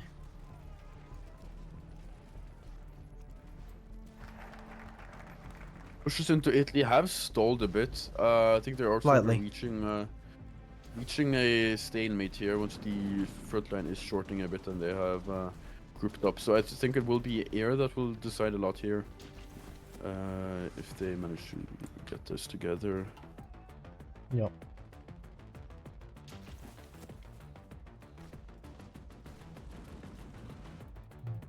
I really want to see what happens with this invasion here. Yeah. Oh, it's going. Also really do. Oh, he's going. He is going. Ooh. A lot of Okay. those Marines are very low experience level, so Let's they see, will though. struggle. But still, it's a really high amount. So it's not totally doomed. Ooh. That being said, those ports, one is the urban tile, other is a mountain tile. They're both guarded by 4 units. The Amtraks are not totally pierced. The Amtraks are not pierced. That is extra damage. Okay, we They have also land landings. next to the tile. If they quickly move into Genova here and Nice, they might actually get it, but he's not. Oh. Oh, he's quickly sent 14 divs to the invasion. Sending 6 to Oh. them. Okay. Is counter clicking. I do think this invasion is failing though. Oh They're wait, just too Nice maybe? No. Maybe. I don't think so. He's reacting. He's sending divs there. The issue here is he just had to quickly deploy them to have a distraction, and so they were under-leveled, missing those extra stats. Yeah, and also ooh, big encirclement. Ooh, maybe no. He actually holds them Italy. in no. Italy. Oh, that's bad. That was close. That was really close. Yeah, Oh, that is fuck, also the damn. end of the invasion here. Yeah, that mean, was a good distraction, but it didn't work out. I mean, the Allies have a lot of garrison here. Actually, like, if they would have had better intel, they probably would have seen that Barcelona was actually a lot easier to get here, having only 1 div on the tile, but the ports they were trying for had 4 divs on each tile. Right. So it was sort of unlucky for them that they ended up choosing exactly those tiles, but that is what happens in Yikes. these games. Yeah, and we can see the Allies, a lot of garrisons now. They really don't want to make any mistakes here. As, you know, And the also a war lot of will... resistance garrisons as well. Spending actually 116 or 18,000 men on garrisons just because he hasn't changed the default order here. Wow. Which is, Damn. that's not really what you want to see here. Although, the Rome has been captured, actually. I just realized. Rome has been captured. Yeah. Oh, the So north Axis- is 95% Axis here. north, yeah, and very close to capping. Just 1 victory point, or not victory no, point. it's 1 probably gonna or be 2. more than one victory point. I think if they get up to Napoli, it's probably over there. Yeah, if they get Napoli, it's definitely over. It's 97. Yeah, Napoli might, is might honestly be enough if they take enough just normal tiles as well. But if they get to Napoli, it's definitely over for Andy here. 97. Probably for the yeah. entire game as well. Yeah, no, for sure. Oh yeah, they are pushing really solidly here. There are a lot of divs in these tiles, but the divs are they're just really bad divs. They are under strength. They have a lot of issues being mobile warfare. Artillery. And they're at the gates of so, Napoli yeah. right now, and it actually may be pushed here. The Amtrak's not Napoli really is doing getting much. pushed here. I mean, it's really unfortunate. I really hope that these Amtechs would do more, but just having only Too late, two of maybe. them and having them untrained is just it's too little, too late. I think. Yeah. Napoli is about to fall here. I mean, Oh, he keeps does have enough reinforcing stockpile. them. He can probably convert all of his Marines into Amtechs and still have enough. Yeah, possibly. But he's not doing that. Yeah, there it goes. Oh, there goes the There it goes. north here. This is probably Ooh. this is And- definitely the second And 7 game here. divisions just get cooked instantly. That's unfortunate. This is definitely GG for 5 Cube here. Let's see the casualties. 1.4 million to 500k. Wow. Crazy difference, man. Crazy difference. And yeah, we've seen a lot of big upsets here, especially in Italy, so makes sense. Does definitely make sense.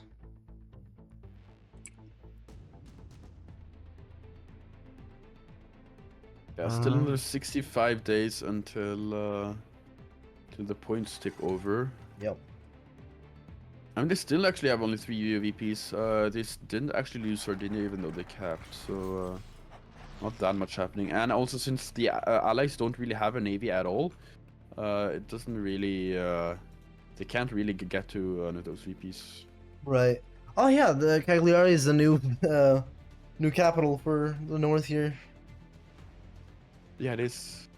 Also, very interesting that nothing has moved in Algiers. Like, this front line hasn't moved since the beginning of the game, basically.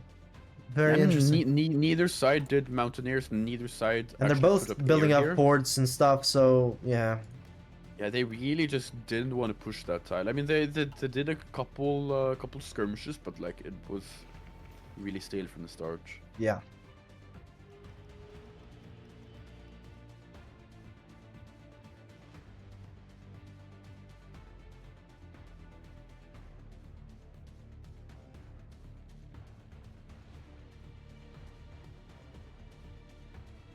They're setting up invasions for Corsica here, but I don't think they're ever gonna get naval skirms here. Oh, yeah. Oh yeah, the allied Mountaineers are also unable to push into Sardinia because it is being blocked by ships here. Ooh.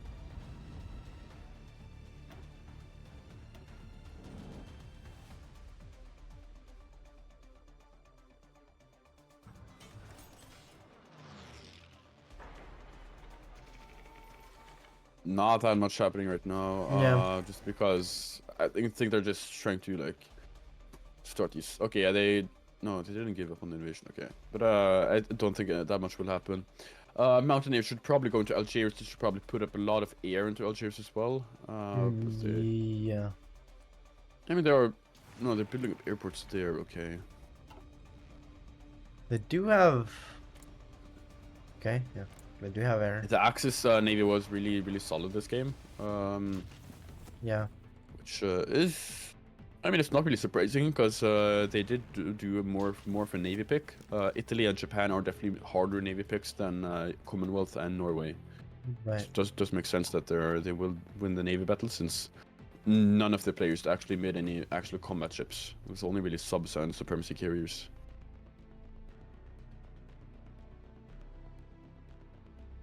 Okay. Oh, actually might be a final attempt here.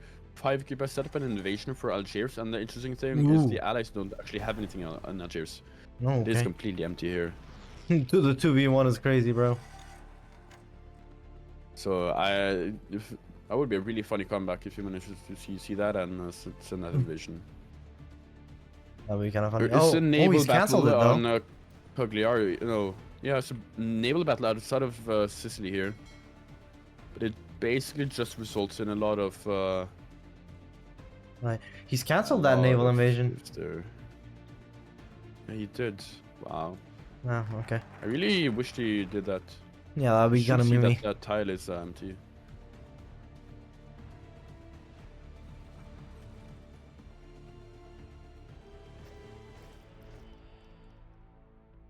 Fortunate. Yeah, we're done here in 18 days now. So, we get our wish of a third game here for the best of 3 format. Definitely gonna be an interesting one.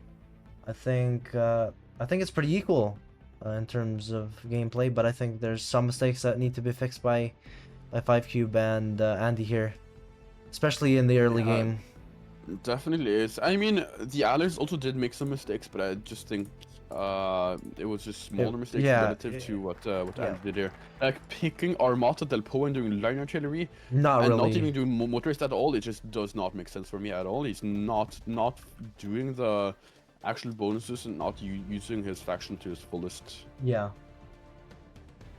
So yeah, definitely unfortunate. I think the impact that maybe some of the mistakes that the Allies had, the impact wasn't as big as what Andy had. Like as you said, right, the line artillery with Armata del Po doesn't really make sense. The Allied mountaineers have actually arrived in Algeria here. And they do have pretty decent stats, but they're only attacking from one direction, and I don't think that it's going to work. I mean, they're trying to cycle it. Oh, they are getting it. Oh, Oh! actually reinforcement it. Yikes. Okay, we have Oh a yeah, push. the Axis South player still doesn't have radio. So he barely has any reinforcement rate at all. That's the reason why he got reinforcement there. Okay. Alright. And that's also points as well. Damn. Alright, second match going towards Team 1 here. Very good game. Very good game. Alright, let's go ahead and get these players in here. Let me switch here. There we go.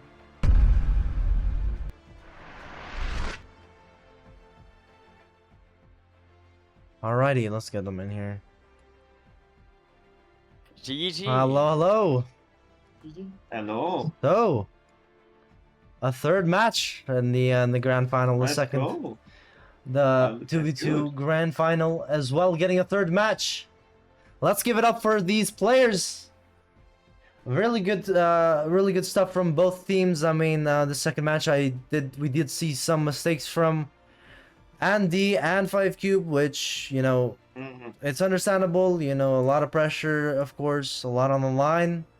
But it's definitely something you guys can fix, and I think if you do on this next match, you can definitely, you know, have the upper hand. But if you Sumzero, if you want to talk about that more in detail, that would be nice. I mean, there were some mistakes. I think there were some mistakes on both sides, but I definitely think, like personally, seeing Armata del Po and then seeing line artillery and then seeing not motorized, I think it's just really weird. And I mean, in general, there were many mistakes. I think, but I think that was personally the one I found the biggest. I don't know. What did you have a specific reason for doing that, Andy, or was there something else? I mean, yeah, it was Andy. Yeah, it was Andy. Yeah. So I chose it because as my ally 5cube, like who was more experienced on the Druid map, saying like, okay, what what would you recommend, say, and he said, go Italy, you know, and Armata the Pole preferably because of their navy, of course, but then the motorized divisions, which give you the speed and maneuverability to get to the river line, the lead in France. So that's why I chose that too. But I guess what you said was a mistake, was like not using more motorized or just having. Yeah, I mean, the entire faction is based around motorized, right? yeah. Mobile warfare is not really a good infantry doctrine. You also don't get any infantry bonuses on Armata. You only get motorized bonuses. So I think by picking Armata and not doing motorized, you're sort of picking a faction just for its spawn-ins, and you don't get anything else, and the spawn-ins are not even like that good either. So I think it's just sort of wasting a faction. I mean, the navy is definitely very strong, but I think I think there are some just weird choices in my opinion there. Yeah, no, definitely could have done a little better, but I mean, there's still hope, right?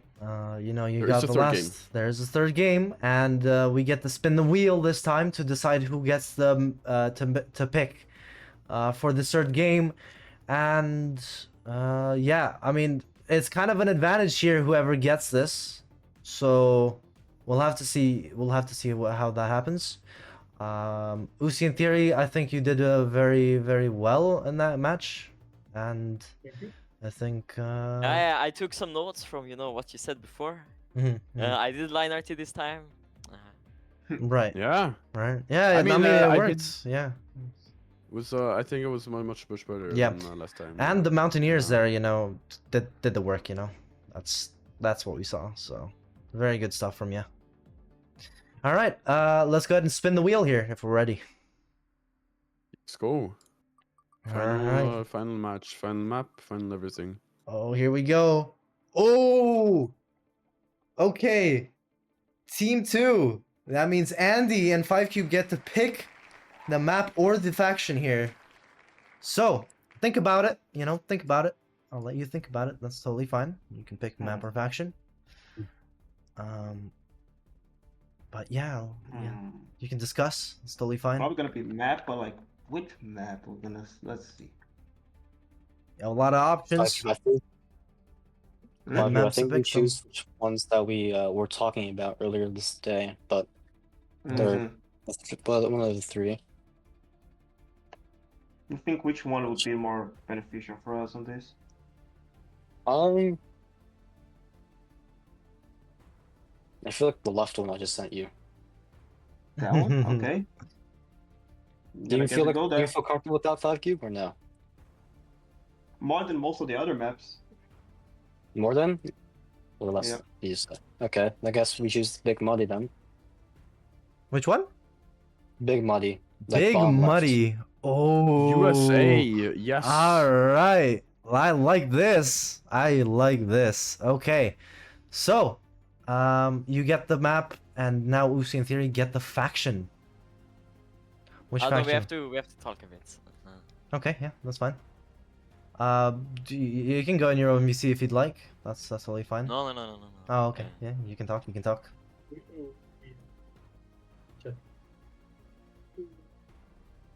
I do feel like many people just haven't played all of these 2v2 maps, so I think this is sort of the reason why you need to think this through. Because Yeah, of course. If you practice a lot of commanders, you usually play the 1v1 maps, right? So it's a bit hard to find 2v2 matches. So I think this is part of the reason why you have to really think through what you are Yeah. picking here. Plus, it's the final game. This could be the we go decider allies, of we go everything. allies, we go allies. Oh, okay. One last game. One last game, guys. One last All game. right, it's the exact Let's same go. setup for everyone. All right, we've never seen an Axis from you guys this grand final. All right, fair enough, fair enough. All right, you guys go allies, and let's get this going. Are you guys ready for the Yes, last game sir. here? Yes. All right, I wish you all the best of luck, and may the best team win. Thank you. Let's go.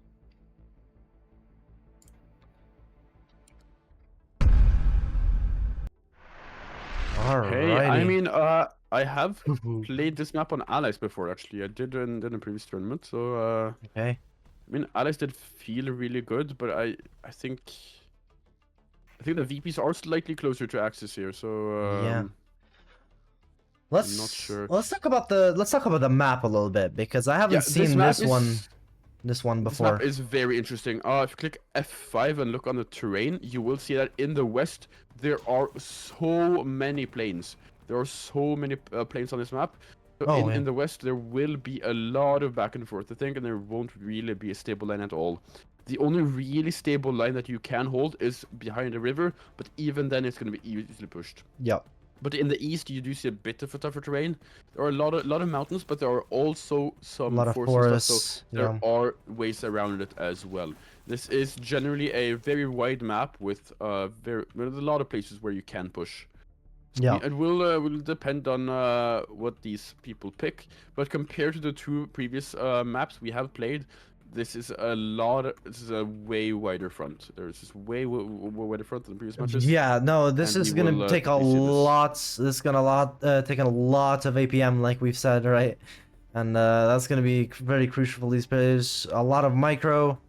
I'm not sure how good, Andy and 5Cube are with micro. I mean, we haven't really tested that out, right? We've had pretty decent decently sized maps, but there was never any like at the gates or something like that, right? So this is one of those maps where you really have to know your micro, and I'm interested to see Yeah, it how really this is. plays It out. really is. And But- the thing is, also supply is also very weird on this map. Some places you have really good supply, some places you really have really bad supply.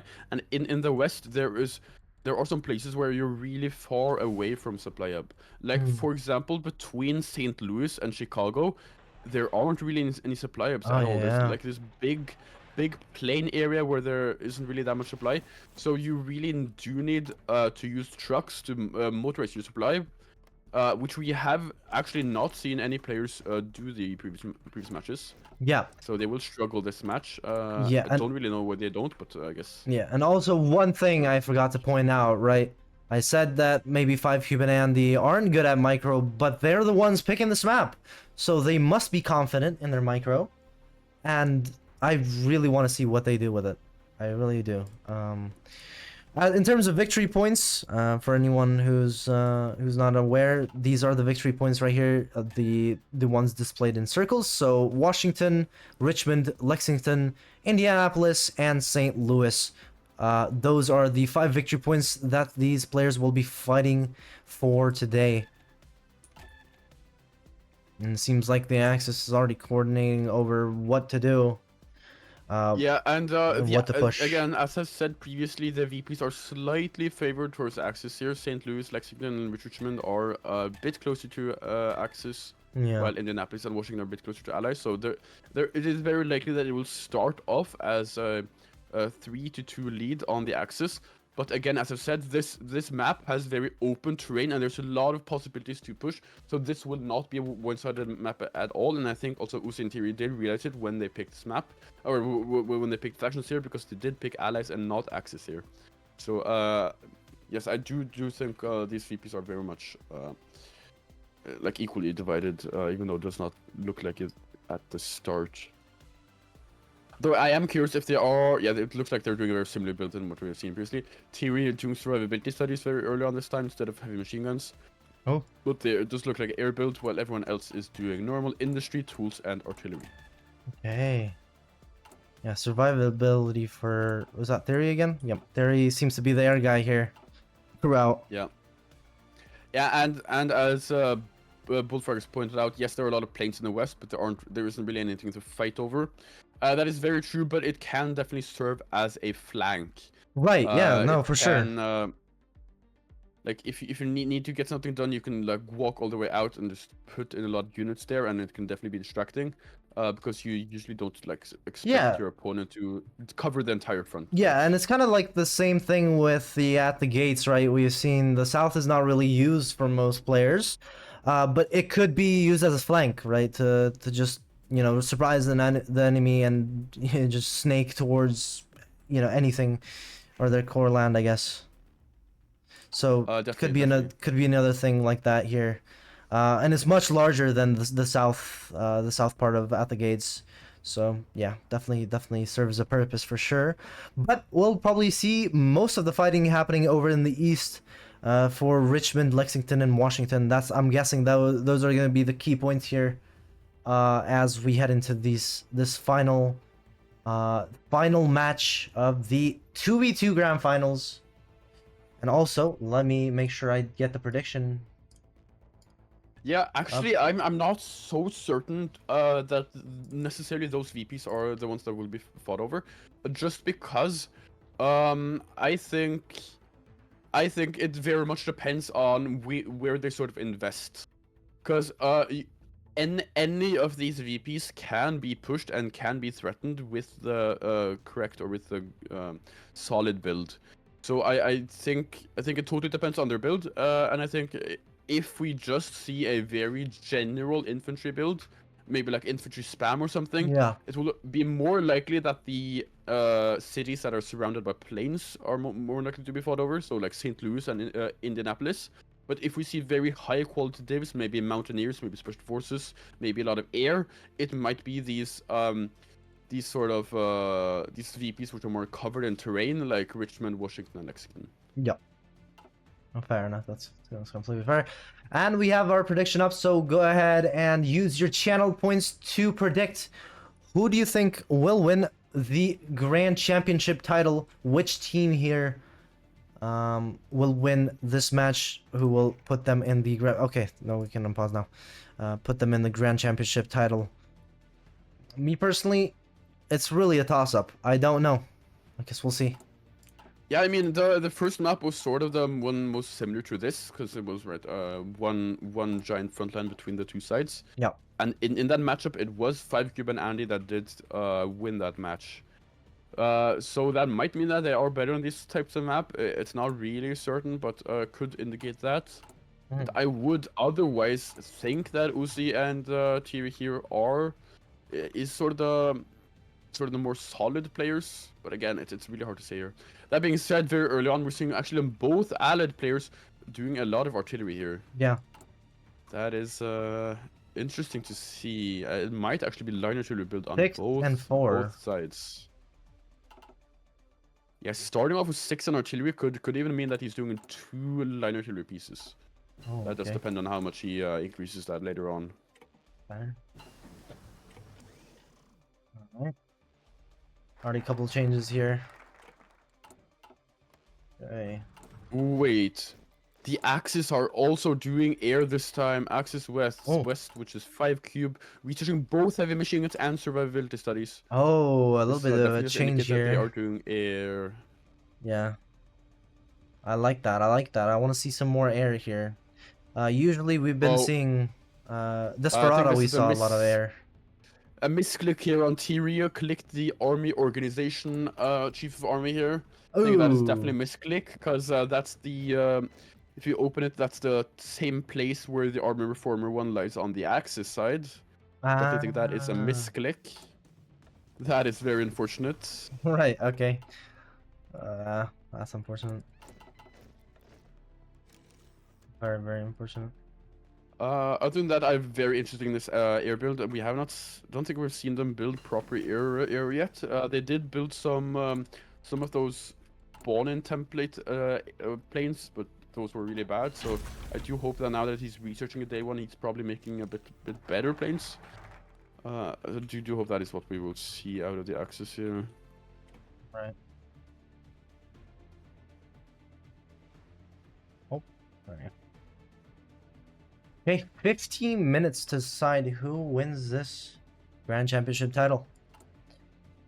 Very, very interesting. I mean, I am surprised that we did actually get third game here. I definitely would have expected Tyrion and OC to do a 2-0 sweep here, but Yeah. it actually didn't go that way. So I am very surprised that we did get a third game. Yeah, I expected the same. I kind of expected after the first match, I was like, 5cube and Andy could actually just take it home with that two game sweep, but didn't happen. So interesting. Host, can we get 50 PP? Yeah, there it is. So theory does confirm it was a misclick. Very unfortunate. Skill issue in my opinion. He's gonna watch the VOD back and kick himself. Yeah. We are actually on the Axis side as well. Like, this is also a lot of factories on artillery as well. Andy on 7 on artillery, while 5cube is 4 on Ooh. artillery. Damn. So we're seeing a ton of artillery this game. It's actually very surprising in my opinion. I like to see it. I like to see it. I want to see what factions they go for here. That's kind of my main thing here because I want that kind of decides who's at the advantage, who's at the disadvantage, and how they kind of manage each faction, right?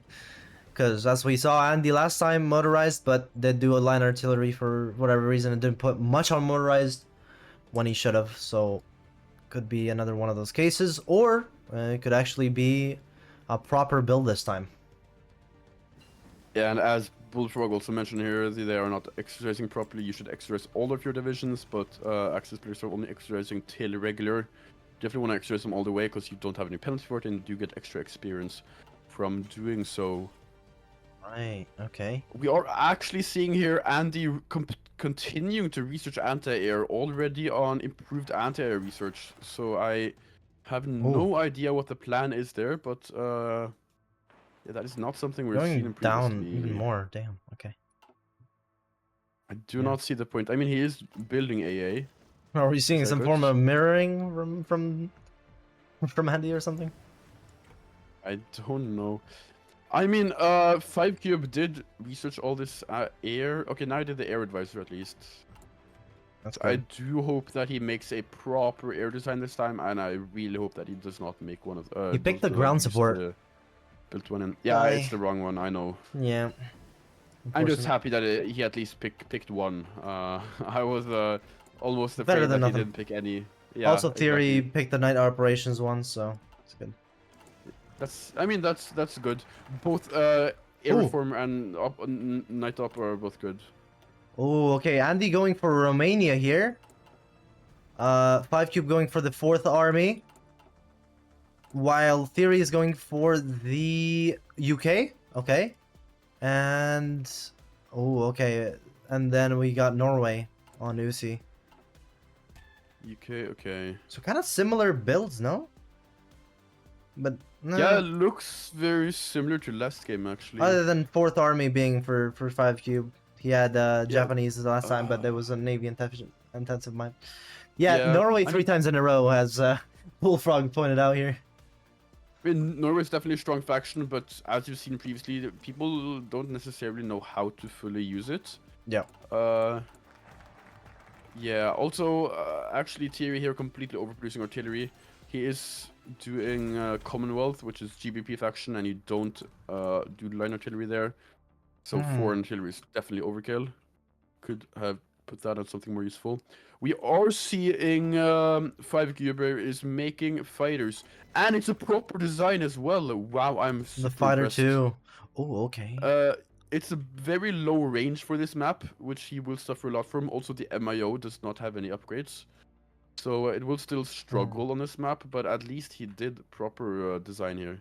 I'm very proud of him for doing that. Ooh, okay, so we got the air battle between the 2 Western players here. Love to see it. Anything from... Oh yeah, he doesn't have Cass. He doesn't have fighters though. Theory. No, but he does get 150 from his focus. Oh, okay. Okay, that makes sense. So, and especially since looking at 5Cube's design, which will struggle a lot in this on this map, it will be definitely enough. Oh, okay. So I think I mean he shouldn't rely on his opponent making a bad design, but knowing it from the casting's perspective, we do know that it will be enough. Let's see the infantry division here. Okay, so Andy's got line artillery with 8 infantry. But he's definitely producing enough artillery to add another artillery piece in his division here. Could have been stronger there. While 5Cube has just 18 width, no line artillery or anything. Just the basic stuff. Maybe he's going for infantry spam, but I don't know. Uzi line artillery with 19 or sorry, Andy. No, the Uzi. And Uzi here in the east. Oh yeah. I'm looking at Yeah. both Uzi and Andy doing nothing with here. Yeah, so it's kind of similar there. Kind of similar on both sides, to be fair. Both sides have one light artillery faction by the 3-speed. Yes. Both sides have one artillery faction and one faction that is doing air. Yeah, they're both like mirroring each other, which is really weird. But I like to see it. You know, let's see who's better at which task here, right? Yeah, I do hope Uzi is adding another artillery piece here, because if not, he's just completely overproducing artillery for no apparent reason. But adding that extra artillery piece here could definitely help him, because having 170 soft attack this early in the game without having any doctrine is very good. Same with Andy. I mean, he's producing enough. He's in deficit though, but he's deficit, but he has he 9 only has on one. He only has one artillery in his division. Yes, I mean. While Uzi also has one, but he has a really good surplus, so he should definitely go for another piece in his division here. Oh, for sure. In terms of divisions, though, before we get to war here, let's see the division count. What do we got? 50 Probably and close to 30, prediction, 83, as well. and also, let's see, oh, yeah, hold on, let me switch to them. And 50 and 50. Okay, so the Axis has a little bit more divisions, 20 more divisions going here. Yeah. And also, yeah, I will close that. I don't know how. Can I end it? Yeah, I can end submissions. Okay. Yeah. Any So last voters here before the war starts? someone should vote 10 points on Andy just to Just to get just in rich. case. I'm ending it in 5, 4, 3, 2, 1, and someone did just do it. Okay. Submission is ended. All right, let's see. Let's see. Okay, war started. Some. Okay, then invasions planned for Eastern Virginia here actually did not launch. Oh, damn. Cavalry snaking along the east coast on the Allied side here, snaking towards Richmond here. That Yep. might actually work because the Axis player is not snaking equally. Already this 2 side. victory points for the Allies. They've got the upper hand, and Richmond is about to be taken as well. So 3 victory points for the Allies. Maybe even Lexington. You never know. I don't think. Maybe even Lexington. It should be on the Axis side, but if they don't micro And he it, needs to they go. might actually lose Yeah. it. Yeah, he's Oh, no, going he's for definitely it. they're Yeah. definitely getting it. Yep. Yeah, actually the Allies getting the early VP lead here. Yeah. That is Getting the not early what I VP. expected on this map, I will be honest. Yeah, very interesting actually. Ooh, good question. Did Norway remember to promote to artillery expert? No, they did not. Oh wait. I mean, they also didn't even make like add a second artillery in their division either. So your advisor won't even do that much. But yeah, no, he is definitely forgotten, or maybe Unfortunate. doesn't know. Nobody knows. Yeah, they are going to stabilize in the front line of sorts. I mean, they are actually going all the way west in the plains here, which is surprising me that people actually want to do it even if there is no supply there. Right. Yeah. So that is surprising, but I guess we'll see a bit closer when the first battles land here. Right. Okay. First couple of fights here in the east. For the battle for Richmond, sort of commencing. Close enough. Yeah, I mean, I don't think it's gonna go for Richmond initially. It does sort of look like he's going for those Around the some of those around like maybe some of the supply hubs that are around Richmond to sort of get a better like position Norfolk into and the VP. yeah. Charleston could be taken. Oh, actually, it is taken. Is that a supply hub? Oh no, it's next to Charleston. Okay, so that Next supply to hub. it. Yeah, if he takes that would be good. Yeah, the allies here actually did push all the way across, so they have the river all the way up to Richmond, which will be a bit harder to push into, both forests and river. So might maybe be better to push into the mountains near Charleston. They're pushing back out of Charleston though, so this does look good initially for the allies here. Having those 3 VPs, having a pretty stable position so far, it does look like. Wait, okay. I think the only thing you need to be careful about on the allies here is you don't have any. Oh, both sides actually. You don't have any garrisons on your ports at all, and a lot of the allied VPs are along the coast, and you can probably cap it pretty fast if you're not careful about the invasions here. Not much going for it right now, I guess. Just some small air battles. Oh yeah, air is up. I do have the air bug here, so I can't really Yeah, see it. But, yeah, same here. But no, there's actually 2 air battles. No, there's. Appalachia is the air battle. But they do Appalachia, have some yes. planes over Great Lakes for some reason. Oh.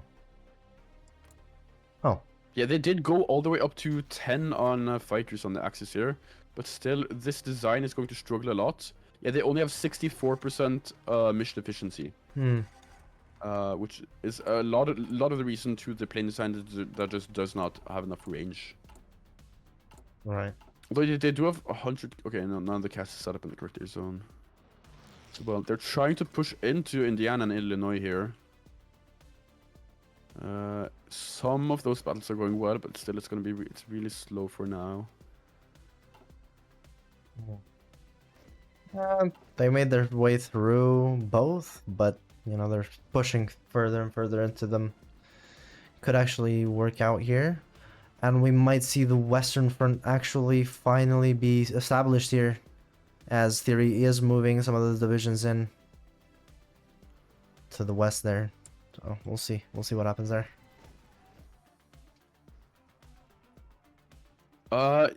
Yeah, the weird thing is like, Uzi here still has 2.3 thousand artillery in stockpile. So that's completely overproduction and bad macro if he does. I mean, he can very easily add 1 2-stem plate and it will be completely fine. Like, And he has also- 1,000 extra if he does so. And also he's doing the Toward artillery, not the improved one. I mean, that's still not that bad though. Yeah, I guess it's As I said previously, cheaper, but yeah, but it's like the difference between gun 1 and gun 2 is a lot larger than the difference between artillery 1 and artillery 2. yeah. So it's not that bad. It really is. Is anyone doing gun 2 this match? I think Actually, I saw someone research it. Yeah, 5Cube does have it researched, but he is not producing any. interesting. Actually, Tyrion did notice that his opponent is making fighters now, so he's making fighters of his own, but he is making a much stronger design than his opponent. Oh, yes. Oh, no, not really. Oh. He also has forgotten to MIO traits. Well, I'm really surprised that people don't know how MIOs work in the finals of the tournament here. Right. I guess that's what happens. Fortunate. I mean, it's one of the notifications you get there, you know, at the top. You know, you can unlock the Yeah, traits and stuff. But only not Bullfrog, important yes, enough. Tyr is running out of manpower, but it's also because he switched to extensive pretty late, so he is conscripting Yeah. like constantly here. So he will not run out of manpower. So he switched late, but he's still good. Yeah, we are seeing Tyr's divs are like in this zone I've talked about between St. Louis and Chicago. Mm. It's really a bad supply, and you can really notice it here. Like he has absolutely zero supply in the front at all. Mm. And again, like he doesn't have trucks, and he's not motorizing supply, so he won't have any supply in those tiles at all. And the Axis can start pushing there if they want to. Right. And Hey. the only person here who's actually using their trucks is 5Cube here. None of the allies are making any trucks at all, but both of the Axis are, but only 5Cube is effectively using them. Hmm. Which, Oh, you talking is about like slightly supply? unfortunate Yeah. here. Yeah, supply. Oh yeah, he has as well. Okay. Yeah, they are pushing towards Lexington now. Allies trying to get to the VP here. They're getting a lot of the neighboring tiles, so now Lexington is actually under threat. Ooh. Okay. Did get back one of the tiles. They are pushing back and forth. The allies are struggling with supply there, though. Oh. Okay. Again, another issue with not having motorized supply hubs. When you are far away from your supply hub, you really do need to have them motorized so that you still Yeah. have supply. when you're There's far away. also no railway to these divisions right next to Lexington. It's just so very unfortunate. What do you mean? Railway doesn't deliver supply, only supply hubs do. Oh right, I thought you meant like through motorized, right? Yeah, but that's not how it works. Motorized increases the range of supply hub. Yeah. Okay. Okay. Yeah. Makes sense. Okay. So that's bit further that's then. why you usually want them motorized. Yeah. Yeah, they are. The allies are making good pushes in the east. They are moving around through the mountains, to the Appalachians here. And there's Good some pushes, gaps. the special forces here. I Teammates mean, pointing out his- here. his divs are really good. Like he's also like both outnumbering the Axis and having better divs here. Hmm. So yeah, there's a Oh. lot of green bubbles here on the eastern front. Yeah. It's pushing a lot into Axis here. Oh. Not there's- too long until it's gonna be into Axis cores as well. But Yikes. again, as long as he gets supply hubs, it's fine. But if he doesn't actually reach the supply hub in Charlotte, it's gonna be hard to continue this. He's push. going for it. Again, since they don't have any motorized and are unable to motorize the supply. Yeah. Actually, Bullfrog, none of the players are doing no garrison. All of them are still on military governor and using default templates. So yeah, they're all wasting a ton of equipment on no garrison. on Minter Governor, I mean. Again, like I would have only suspected that in the finals of 2-2 match they did do less mistakes, but it's still not that bad. Like Yeah. you have seen some matches with more mistakes here. Thanks. Yeah, it's not looking good for the Axis so far, to be honest. It is true, but the Allies are struggling so much with supply here, so they can't even push any further, even if they wanted to. Yep. Like you can see, they're stuck at the borders of Charlotte here, where Charlotte is the supplier that they need to get to. Yeah, I believe once Andy comes back with that artillery deficit, I think we could have something actually going here.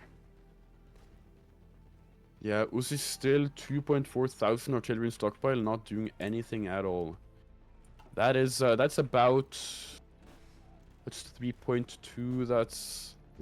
That's about a bit over 7,000 IC just standing in a stockpile, not doing anything at all. Charlotte is just endangered now. Which equals 14,000 guns. Hmm. So that's a lot of IC wasted on the allies here, and it's not even wasted that much. Like you can definitely put it in his div, but he's just not doing it. Interesting that the Uzi has these mountaineers in the plain tiles there. Not attacking the hills. There's not that many mountain styles left. Like there's Yeah, only one a mountain couple. tile that he can attack. Like the mountaineers still have A good couple. stats, right? Because Yeah. he has done commando, like the advisor, so he has extra stats on his mountaineers as well. So Right. he should use them to push in general. Yep. Big advances though still from the Allies East here.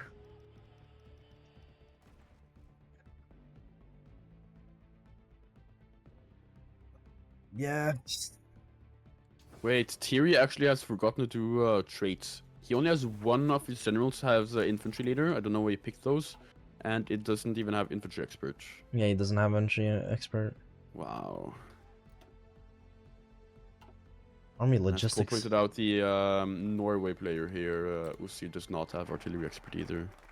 Small encirclement on the eastern coast here, 3 divs stuck in Oh. next to a port actually. Yeah, so that's a full encirclement there. They are pushing along the coast here, I think. Which is good for them though, because they are constantly getting supply from ports. Wherever they push here. That is true, that is true. They're actually getting Charlotte here, even with such bad supply. Wow. That How will does that fix the happen? supply here. Damn. Oh. He's trying to reinforce though. Not working out. Ah, yeah. There we go. Wait, those 2 divisions are just left and next to the port there. Oh, they're actually gonna get out of that port as well, maybe. Depends on this fight here. Oh. They are probably getting out, yeah. Yeah, there you I go. mean, the second the supply in The Charlotte sloppiness is there. activated, it's gonna be fine. But for now, the allies just are struggling so much with supply. And again, this is the issue with not building any trucks at all. Right. You definitely want trucks, and especially on a map like this where there's so huge of a difference or such huge of a distance between each supply hub. Charlotte's And still if you not lose- properly connected here, I It's think. still not converted. Still not Yeah. converted. The Oh, there we trains, go. So yeah, okay. He just got it converted the second he lost it. Oh. That is really unlucky. Okay. Yeah. Not much going on in the west. I would have expected more, but I mean, I would have expected Axis to be more aggressive here, because you can definitely see some of these allied divs have very low supply. Like you can see them having only 50% of their org, so you can definitely push there. But I think he's maybe distracted, because Yeah. 5-5 cube, the western axis here, does also have divs on the eastern front, so he's probably distracted trying to micro there as well. right. Is what I'm guessing. Yeah, as I kind of predicted, right? Most of the fights right now are in the east, which I mean, yeah, it's pretty cool to see. I want to see more. I here. mean, yeah, okay, he did react now. He was out of manpower on 5 cube here, but he did react, so he did go up in conscription law here. Oh, yeah. But many of the other players here do actually need to go up. Yeah, Tier and 5 cube both gone up to search by requirement, but Uzi and and they will also need to do Yeah, so. it's still on extensive here. Good point. Yeah, after the Allies lost Charlotte in the east, like there is no supply here, and they will not be able to push without said supply. They're trying to go for Lexington, but again, like with No no supply, you're supply, taking so yeah. many penalties, it's just not working. Or yeah, that supply's horse shit there. It's unfortunate. Wait, I didn't even notice it. Did you see the pair drop into Minnesota? Wait, what? And Minneapolis. Oh wait, yeah, no, Minnesota, yeah. I thought, yeah. What the fuck? Okay. All right. I don't think anyone's noticing that. Oh, we do see 5Q pushing in the west now. He's using that to his advantage, the lower divisions. Maybe he's trying to connect Minnesota to, or Minneapolis to these divisions. I don't know. No, I think it's actually for cutting off the supply here. If he goes one more tile north, he will cut off the railway to the west, and will be no supply in the west there as well. Oh. But Okay. he's getting pushed out though. He's not getting it as he probably would have wished. But I don't think the Allies are realizing that pair drop here. I don't think they are. That is also 7 mils that he actually managed to capture there. Ooh, So that is hurting him.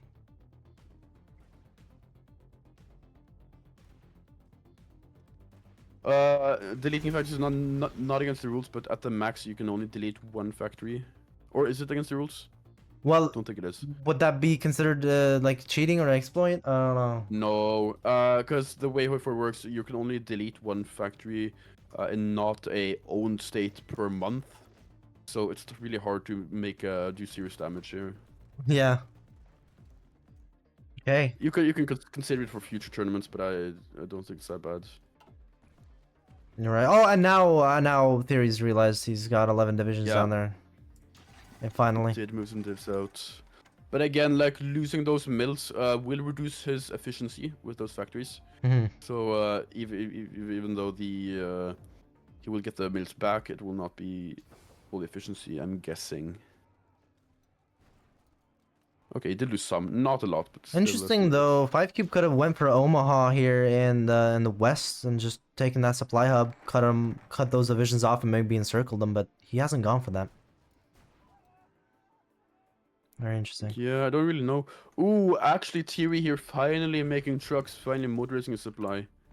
I really like seeing this, and you now see the allied troops Oh, in yes, the as west do have supply. Oh yeah, They yeah, yeah. actually do It's a have lot supply better. now. Yeah, it's a lot better. Nice. Wow. Okay, nice.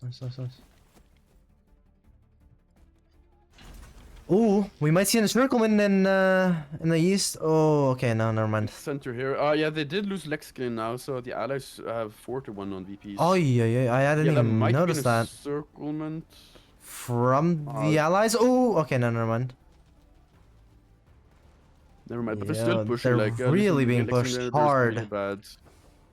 Yeah, did Uzi also motorize his stuff or no? No, he didn't. It's just he just has the Lexington supply there, Yeah, probably just that. and also Should be able to push Tennessee even more. supply hub as well, which is gonna convert soon. Yeah, Unfortunate. yeah, that will help them a lot. Very unfortunate for the Axis here. Yeah, Uzi up to 4,000 artillery in stockpile. He's really playing the artillery game here without actually using it. Right. Yeah, they might have had range to cap allies west. Yeah, it could have actually been a good play. To be fair, it's not a bad idea. Uzi here getting draft dodging. That's not nice. Oh. Oh wait, actually, Andy getting mutinies. No Andy has way! mutinies. Oh, I was Okay, wondering it's- why it's so shit. Yeah, I have reduced it. Like it was minus 25% attack. Now it's only minus 10% attack, but it's still really bad. You do not Oh, want to have mutinies. whoa. But especially if you don't have like oh, like actually no, they do have trades. Okay, never mind. That's good. Okay, I thought he didn't have trades. signed here. But either way, that's pretty bad. At least it's not minus I mean, 25%, which could have been a He has a game weird ending trait there. though. He has ambusher trait instead of infantry expert, which is not preferred. You use It's really easy to lose entrenchment, so you don't really want to stack entrenchment when you can take attack instead. Hmm. But yeah, they are slowing down a bit in the east here. Probably just gathering up their supply, trying to do something. Yeah, and I mean, now that the allies have supply in the west, I really wish that they would do some pushes there. I think that would be really fun to watch. yeah, for sure. Also, they do have that Tennessee supply hub converted now, so a lot better supply. It's looking amazing now. Most of it. But again, as you said, right? If he motorized those supplies, it could the supply he could have had all blue here, probably, right? So Yeah, but I mean, he's not producing any trucks, so Yeah. it doesn't really like matter. I don't know, like, do they? I thought they produced it previous games, but maybe I just never wait, realized. he's that not they even never producing did. any trains. Uzi? Oh, he actually isn't. What? Wow. I think he probably did train decision twice. Oh, Yeah, he did. And on some maps that is enough. But that is also minus 10% stability. yikes. Um, Yeah. so I guess it's a trade-off. I guess, Definitely yeah. is. I personally don't like doing it because late game it reduces your output, but I Yeah. guess How much it's manpower considered worth it. are they getting held up by garrisons?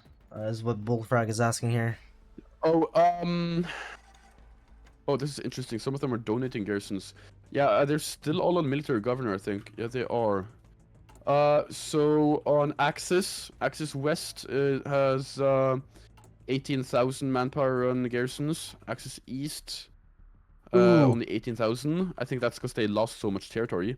Allies East 82,000 on garrisons. Ooh, okay, that's crazy. Allies West on 36,000. Yeah, that's an insane Yeah, amount just being. The Allies West actually did so much, or actually spent or needed that manpower so much that they even got foreign support from Allies East. Damn. Just, do they really not realize that garrisons are eating up their manpower?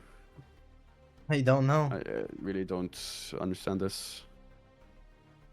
Dude, I know. But it's almost over here. It's almost over. I kind of didn't realize how close we were, but 4 victory points. It's taken down really quick. 30 days left.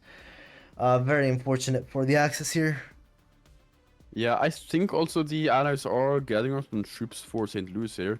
They pushed across the river, or on their side of the river here. They are looking into it. That is the final VP that the Axis holds. What are we fighting? Oh. Oh. Adi has removed mutinies. Yeah. Good, at least. And also, no draft. Yeah, he also removed draft dodging. Uzi removed draft dodging, so Oh, that's good. it's looking decent there. Alright, well, yeah. That's safe to say it's probably Four dims maybe GG. encircling the east here. 4 infantry Whoa. maybe encircling the east. Yep. Yeah. They are... Wow, that was quick. And they're gonna hold that river, I'm guessing. Or they're gonna push further. No clue. Depends on their supply. Like, again, the Allies have really been stuck with supply a lot of the game. But right now it's looking good. It's looking decent. Yeah, it's definitely looking decent. They definitely can push this. I don't know why they're not. There are a lot of holds here. They're pushing further west though. Hmm. They are actually bordering on the Allied Axis core territories here, pushing that supply up north of Atlanta here, and that 2 weeks supply left. is last supply before their borders. 2 weeks left here. This is very much over for the Axis. The only thing that can save them now is some sort of pair drop meme or something, but they're not going for it. Yeah, it doesn't look like they're going for it. The Axis have the Axis West has so much stuff in stockpile, but he just does not have the manpower to use it in any of it. Yeah. He has 160 planes. He has 34,000 guns, 1.5 thousand artillery, Oh. 900 rocket artillery. Crazy, man. I mean, 7 more actually, days. most of these players actually have a really good surplus, so it's only manpower that they're lacking. It is only manpower.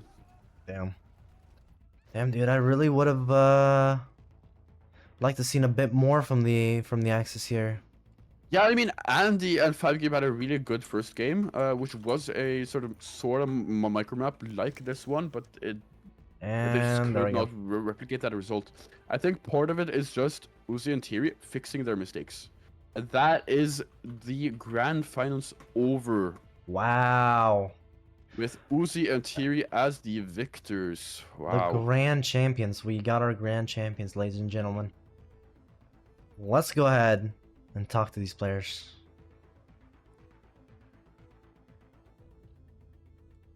GG. GG. Wow. Very, very interesting game. I'm a bit speechless here, man. I would have liked to see. I would love to have seen a bit more from you guys on the Axis side, right? I don't know really what happened there. I mean, can you explain what was kind of going through your head? What pushed you back? What do you think pushed you back, at least? I'm interested to know. I mean, they just have like they have a really good faction, and they like really good like manpower saving. They just like didn't have enough manpower. Like they, I don't know how many divisions they have. I might have a number of divisions that's similar to one of the sides, but now, Andy has only like what 50. Right. Yeah, so like Yeah, the division counts are fairly similar. We have slightly more, I think. Yeah, me and Tyria have slightly more. Yeah, at the start of the war, you guys did have more divs out than or at the start of the war, I think the 5 Cube and Andy actually had more divs, but during the war, I think it changed. Yeah, Actually, I'm not entirely sure, but yeah, it was pretty close. Yeah. I think losing Lexington kind of just, GG wraps. That was kind of the only point. I mean, we where- did see on Uzi and Thierry here, you guys struggled a lot with supply throughout the entire game. I mean, I did see later on, Thierry, you did actually produce some trucks, which did save your supply a bit, but did you guys not realize it, or what was I happening mean, there? no. Our goal was like more to grab the supply ups, because sometimes they would do something. They would like push out of the supply ups, so we could just like easily counterflick, basically. Yeah, that's how we progressed. Yeah. Okay. And I think that's how we got the Lexington supply up as well. Like it was mostly Yeah, I just them think so like as well. taking out, ruining their entrenchments and stuff, and then we took it after. But I mean, also the fact that you did motorize your supply up, Thierry, did I forgot it. do a lot in the west. Yeah, I also built a supply up there also. Yeah, but also that was fixed. motorizing as well. Yeah, but I didn't have trucks. No, I mean it wasn't that bad. Like now you have more than enough. So yeah, it was weird. I don't know if you guys noticed either, but all of you forgot to do resistance stuff. Yeah. yeah. Ah, that's true. Everyone had military governor the entire game with their default template, which really hurt watching from casting perspective. It was the same last 2 games as well, so Yeah. there was a lot of manpower just held up in garrisoning absolutely nothing, which is unfortunate to see, but I guess that's Actually, how it not gonna happens. lie, I'm not even losing that much. I just saw I'm only 17k for garrison. That's because you lost all your territories that you are garrisoning. No, not me. Like they are Access West, and I Yeah, I have didn't 90,000 for it. Yeah, I guess that's a lot. Yeah, Sub-Zero. Uzi had manpower and I didn't, so I had garrison support from him. So I was, he was. I mean, you had manpower. I mean, you barely had more than him though. He had like 40,000 and you had 80,000. Yeah. Uzi has That was, 100k manpower, and Now, Can I say something to you, Fall? Yeah. What's up? Or like if you do next year this, Mhm. I think one thing that would be better is at least for the finals you do a best of 5 with bands, because it gives more like team, because this, like you saw, we basically played the same faction like 3 times in a row. Right. Almost. Right. So I But think it's show more I skill don't and shit necessarily like that. think that's because those are the factions that are best. I will No, say no, no, that. yeah, though. not But that, yeah, but like if you I at least see like bans make the guy will do a make this different more thing. interesting. No, though, Yeah, dude. because you have to pick a different team. Bans will be in the next one if we decide, or if Yeah, the because conditions are set to we have did the another. same thing. We picked two maps. Like they pick I think the same faction 3 maps. We picked Yeah. the same 2 of the 3. So like it's more interesting because like I wouldn't say it's because of the faction that they won, but like at least you're gonna have to train more for different factions and you like Of can course. maybe have to pick a faction they're less comfortable. Yeah, So like and more chance of you know, just like promoting actual skill instead of versatility just and stuff training. like that as well. Yeah. Yeah. Yeah, I completely understand that. I think maybe it was a bit of a mistake, maybe not doing bans for semifinals and finals. I kind of wanted to try it, but it was kind of too late into it. Because by the point where I was like debating on where I should do it or not, the semifinals already started. So yeah, for next time I'll take a note though. So take some notes. All right. Well, great plays either way. Like I really like to see more from you guys, you know, for next time and in other competitions. I'm sure since I've already, you know, since this is the first major tournament I've done, I'm sure I'll be involved in other tournaments as well, like, you know, just either watching or competing, doesn't matter, but I just want to be involved in the competitive scene. I think it needs a lot of love, and I think you guys could actually do the same. I think you guys have the potential to be good players here, and I think we saw a lot of great plays. And I do also think you guys. I do hope that you guys continue playing Commanders because I'm actually gonna release a pretty nice update soon, and there will be more Commanders action in the future. So I do hope you guys are still engaged with that stuff. I So mean, that's it's all like I'm really allowed to say. the only viable mod out there that's not like a 6-hour game. Yeah. Yeah. So yeah, you don't have any competition in the mod. So when I see a tournament or something, I mean, yeah, we killed all the competition, right? The Atomic A 1v1 mod and the Galgangir Duel mod or whatever. Yeah, but I think there's like a big gap between those. I don't know. Yeah. That's just Commander's definitely the best one, in my personal opinion. But we're not here to debate on that. Either way, Commanders has definitely set, you know, is a stepping stone for competitive players. I think you guys, everyone, even in the stream, should show them love as well. Definitely appreciate, you know, everything they've done as well. So yeah, Uzi, in theory, how do you feel? You know, you're the grand champions of the 2v2s. It's been a long way coming, and you know, you've improved on a lot. There's still a lot to learn, but how do you feel? Great. Yeah, like I mean, in the beginning, we lost the match. It was kind of oh, whoa. Yeah, I was like really tilted after we lost the first game. Yeah, yeah. Well, definitely Right. because you guys kept asking questions. Yeah, it's never easy to. It actually feels like sometimes when you're asking stuff after you lost, like you're getting interrogated or something. yeah. No, I completely understand that. It's totally fair. But you know, that's the spirit of the summer games, right? We do interviews pre-match, post-match. It's pretty nice to get the thoughts in, and you know, either way, I think it could boost morale either way. Like, I mean, we're telling you what's wrong, and you could definitely implement it. So. Oh, and the misclick with the army That's where you chief. got the Artlanger. I think that was really funny though. Thierry. Yeah, no, that was pretty funny. Oh, it's this one, and then I clicked and I was like, oh, it's not this one. No, but I totally get it though, because on Axis that's the place where the armor reformer lies as well. So if you're like locked in to it, yeah. No, but Uzi, you had so much in stockpile. You could have done extra line Yeah, I know. But like instead of making more divs, which is how you did, you should just added one more to your div, and it would have been much better. 6K surplus, crazy. the macro question. All right. Yeah. All right. Well, let's take a look at the bracket here for one last time in the summer games. It's kind of sad, you know. It's been a long time coming, but it's over. Sort of. All right. Yeah, we're grand champions. Unfortunately, the 10 points someone better did not pay off.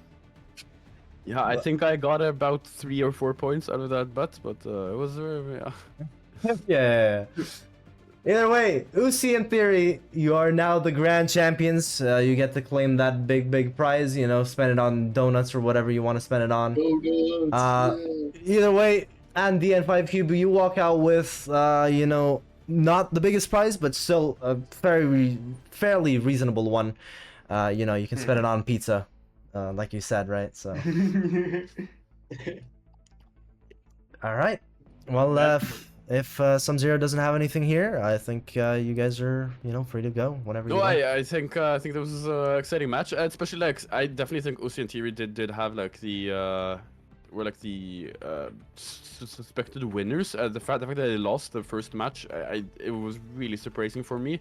But you guys did manage to sort of gather yourself and play a really solid second and third game here. Absolutely. So I think you guys definitely deserve this win, and it Wait, was really well by the way, I played. just want to ask something. Could we have picked the same map that we did the first time or not? Yes. No. What? No. Yeah, you can pick the Yes. same. No? Like, huh? I'm pretty sure you can put the same. I don't think it's in the rules, bro.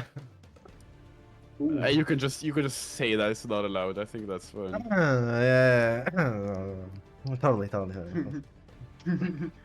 Big Yeah, oopsie for because okay, but my... yeah. me and Andy thought that for a second, like, nah, it would be lame to play the same map like twice.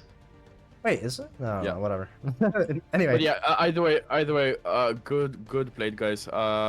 Also, if you still want to improve your build, I did make a lot of comments in the VOD. If you don't feel like you've Of course. been interrogated enough, but yeah, good played, guys. Good played. Yeah, of course. And By the way, this will... did you guys comment editing just by division name and shit? Just Your please, bird like, division? Yeah, your Or- bird yes, division, the yes. birds. Yes. And The birds on Bird. ports. Yes, indeed. Exactly, bro. Or 4 ports, I think it was. Yeah, buzz reports. Like, I don't know, bro. I need the bird power for the memes. Of course. Don't look at my names. Oh, I Oh, saw that so funny once. look at my names, man. Big Frog might Big go. frog and bullfrog. XOXO. Big Frog XOX go. Alright.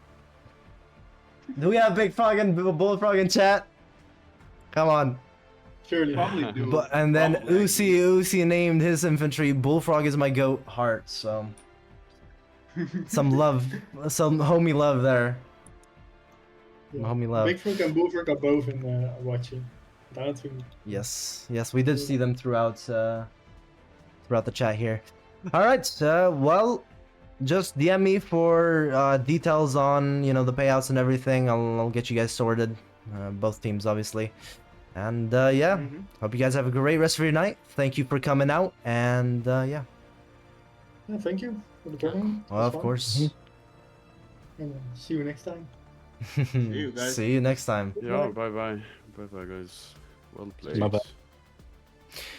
Alrighty, so that was the grand final for the 2v2s here.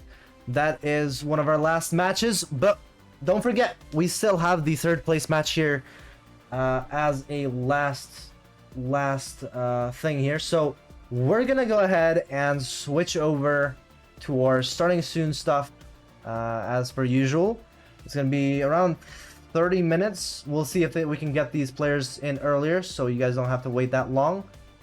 But yeah, I think it was a very, very beautiful end to the grand final here, and I really like, I really liked hosting this tournament and directing this tournament, and being behind the scenes and doing everything as well is very nice. So I do appreciate everyone that's coming out here, and I hope to see you guys on the third place match in 30 minutes here as well.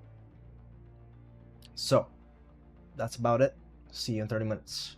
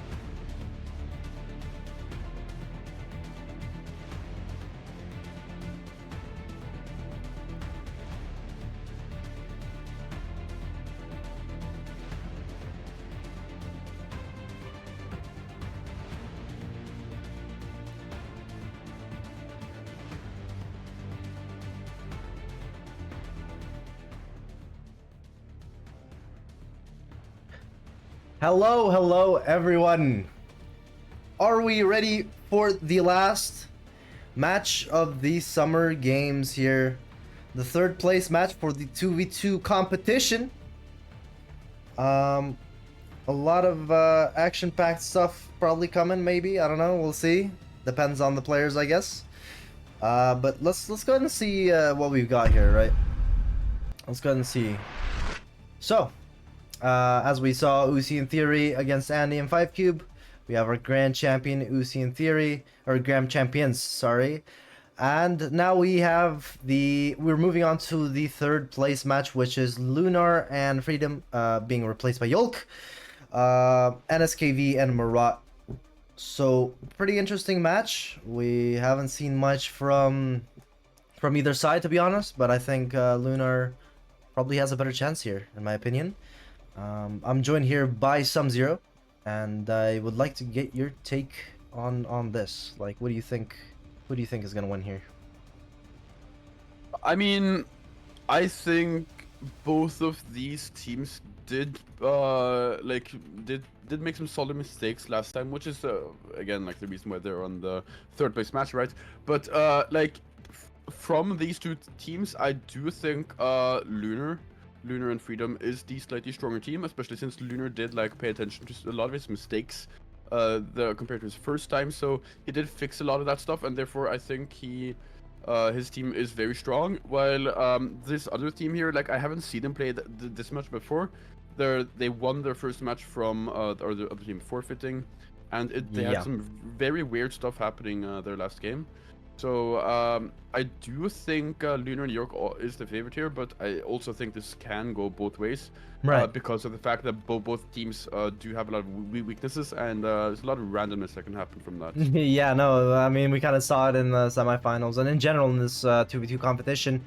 The skill gaps were a little bit higher, right? We have a lot of rookies, if you can call them that, in this 2v2 competition, which is understandable. I mean, we had a lot of submissions, and these were the players that made it in. But either way, a lot of rookies compared to the 1v1s. The 1v1s, basically the quarterfinals and semifinals and finals were, you know, perfect, right? They were really good players. Sure, there was a lot of mistakes still, but it wasn't as bad as the 2v2s. But I think we're still here, you know, we're still in store for some action here. Yeah, All right. definitely think so. Alrighty, let's go ahead and get these players in, and you know, get this game going. Wait no further, we shall start this game. How you guys doing? Great. What about you? I'm doing good. Just a little bit sad that this is the last match of the summer games, you know. It's been a long run, it's been a fun run, and yeah, it's gonna be the last one. You guys excited though? Yep. That's good. Yeah. That's good. Yeah. That's great. So, SKV and I've been talking about Uzi a lot.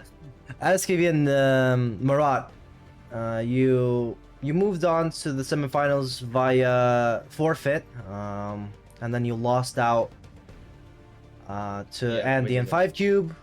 So now you get a chance at the third place, which has a prize pool. How do you feel going into this? Have you practiced? Have you looked at the VODs? Have you learned from mistakes, or what are you saying here? Yep, of course we did that, but here's like basically like some factions is having buffs, some of is not having. For example, in Map of Dragon, Access is of course winning, because like they have more hubs. Mm-hmm. So like you just need to know which faction to pick up in the map. I think that is true, but I also do think that variation in actual like skill is a lot bigger than the variation in True. the maps and difference between which side you pick. Yeah, and also, I mean, it really depends on how you use that faction, how you can adapt to the map, right? There's both, both factions have, certain stuff for certain maps. Sure, Yep, of but you can still adapt, that's totally fair. But it's great to see that maybe you looked through, the VODs and stuff. You guys learned something. That's good to see. As for Lunar and Yolk, you know, Yolk, you went out pretty early, but also you're a replacement for Freedom here. So how do you feel going into this? Are you excited? You know, intimidated? I don't know. How do you feel? I feel pretty good going into it. Chance Okay. to get like another shot at a 2v2, Right. Right. and it was Luna that actually knocked us out in the first round as a 2v2 as well. Yeah, actually, yeah, that's very interesting. One, you know, that's very interesting. You know, two sort of enemies coming together, for a game here, which is you know, it's understandable, right? And you, I think Lunar will respect that you came in and replaced Freedom for this, and you know, it's great. But yeah, Lunar also, as we saw, like little mistakes all over. You know, you definitely did better in the semifinals, but you were also against pretty strong opponents. So how do you feel going into this? What has anything changed? Have you practiced? Have you looked I've through? cleaned up my act once. I can clean up my act again, and I can make Mm. it the cleanest act I will put on, and that is all that I can do. I can make sure that this last match is the best that I will play. And that's Okay, all I can really. That's all I can really do. okay, I like the Wow. confidence. Does that also mean you did go through the VOD of the last match as well? So you prepared even more? Yep, I've you know, Yeah. I've learned from every Great, mistake I've made, and I think that's great, one of my biggest strengths as a player. Is right? that I keep looking and I keep learning and I keep watching Segal's videos. Yeah, Yeah.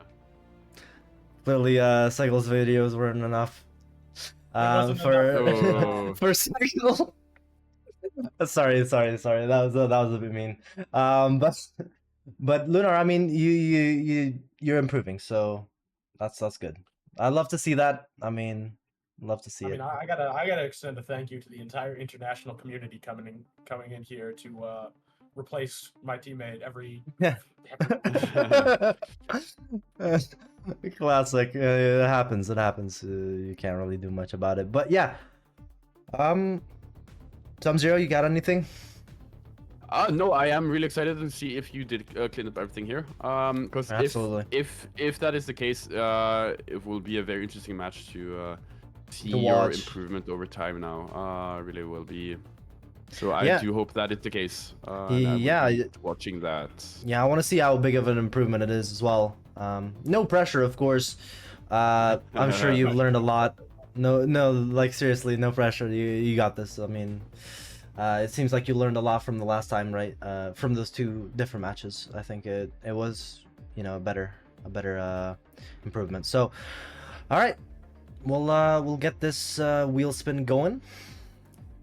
If you guys are ready, it's only a best of one, so a bit, you know, more intense, right? You gotta make it count for 1 hour for one game, and yeah, let's see who gets the first pick here.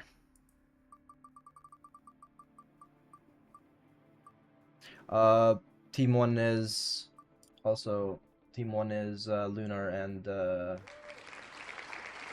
Yolk. Yep, just so we're clear on that. Team two has won the spin, wheel spin here, and you can pick either map or faction. So, Murad, what do you want to pick? Faction or map? Map.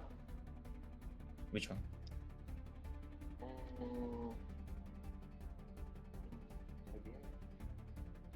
Italy.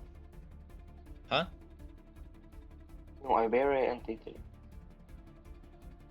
Oh, Dragoon. Let me know. Which one he wants? I didn't hear. I think he said Iberia and Italy, if I'm correct. Yes. Iberia and Italy?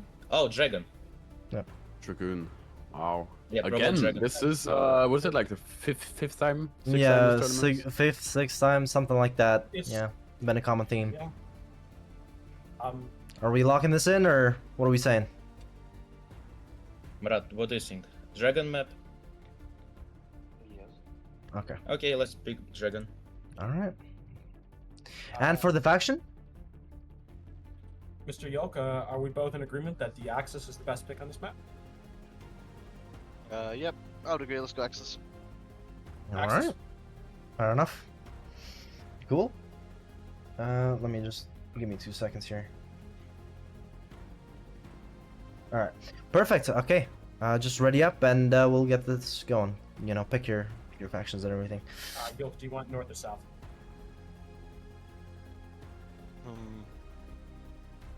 I don't mind, you pick first. Very well then. Let's give this one more shot. Yeah, yeah. Nice. Don't think we've seen you in the south, so. No, I'm not in the Nice. south, so. Yeah, that's what I said. Yeah, you've always gone north, so that's fair enough. All right. Good luck to you guys. You guys got 1 hour of power to, you know, make it count. Good luck. Good luck. Yeah. Thank you. Good luck, very guys. much.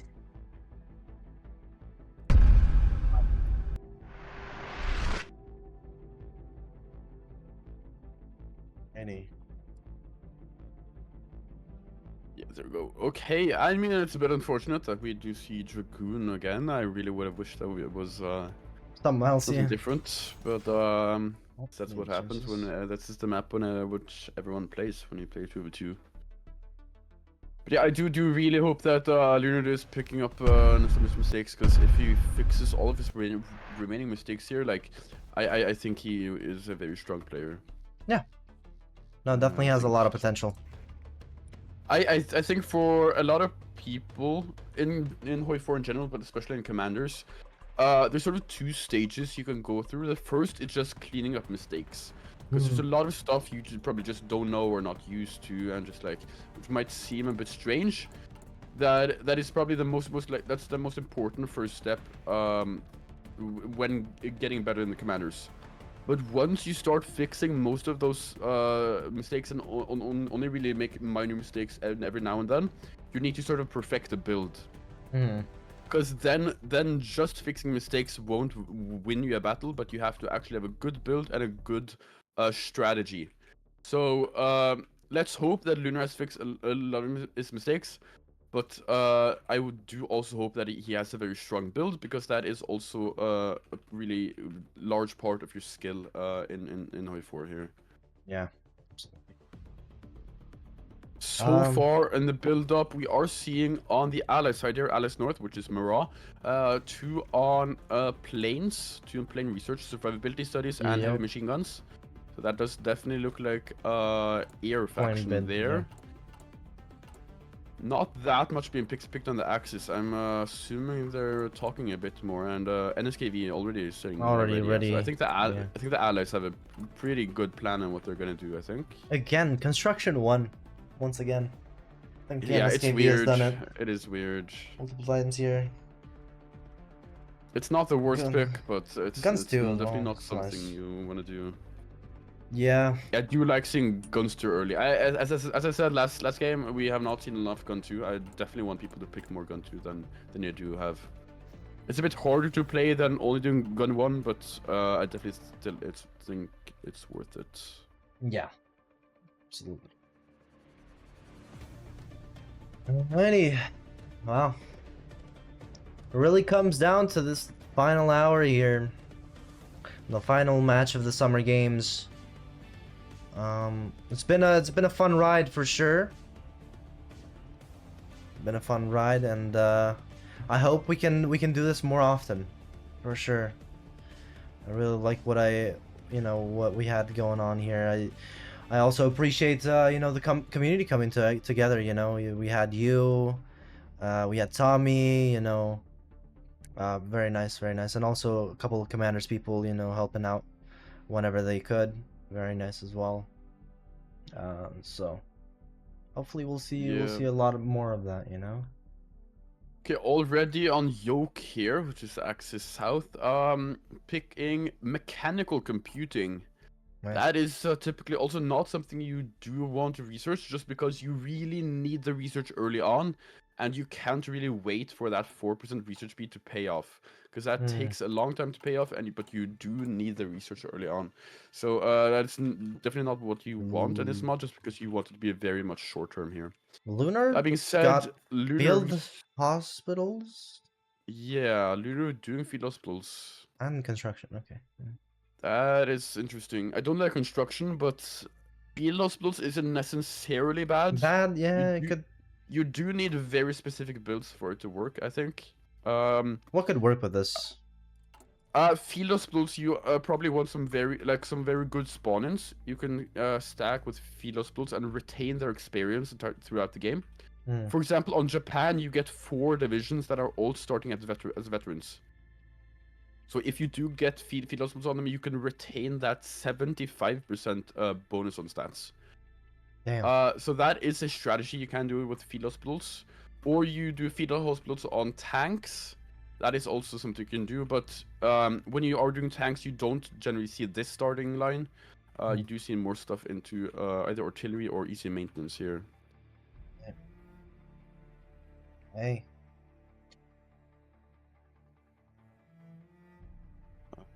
And also for anyone in the stream right now, we're gonna get the prediction up as I try to explain this. So, what was I gonna say? Oh yeah. So basically, we have technically the tournament's not finished completely, right? We also have the Summer Games Awards, which I would like for everyone in the stream to be involved in. By voting, because the community votes on each and every nomination that comes through. So I would like for everyone to join the Discord to be able to vote in the forms. It's pinned in the chat, so you guys can join that. Make sure you join it for sure if you want to vote for someone, and give them your vote of confidence or whatnot. Let's see here.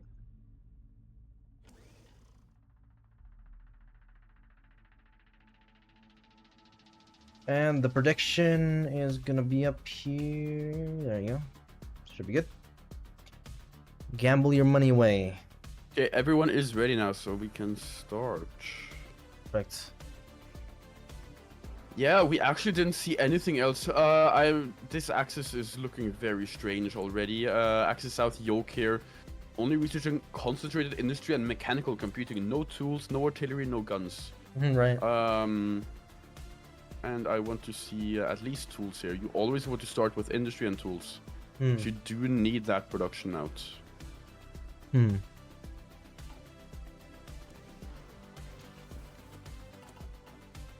Yeah, the ally is looking stronger so far in the early, builds. Again, we will see with Lunar, right? He said he has fixed a lot of his mistakes, so I do hope that we will see this a bit further on. Field hospitals is, again, as I've said, a bit strange, but it's not necessarily like bad. It's just it requires a bit more for it to work efficiently. Yeah. So it's definitely hard to do. If he does have a good build, it can work, but for most people, it's not a good idea. But we will see this game. Completely fair.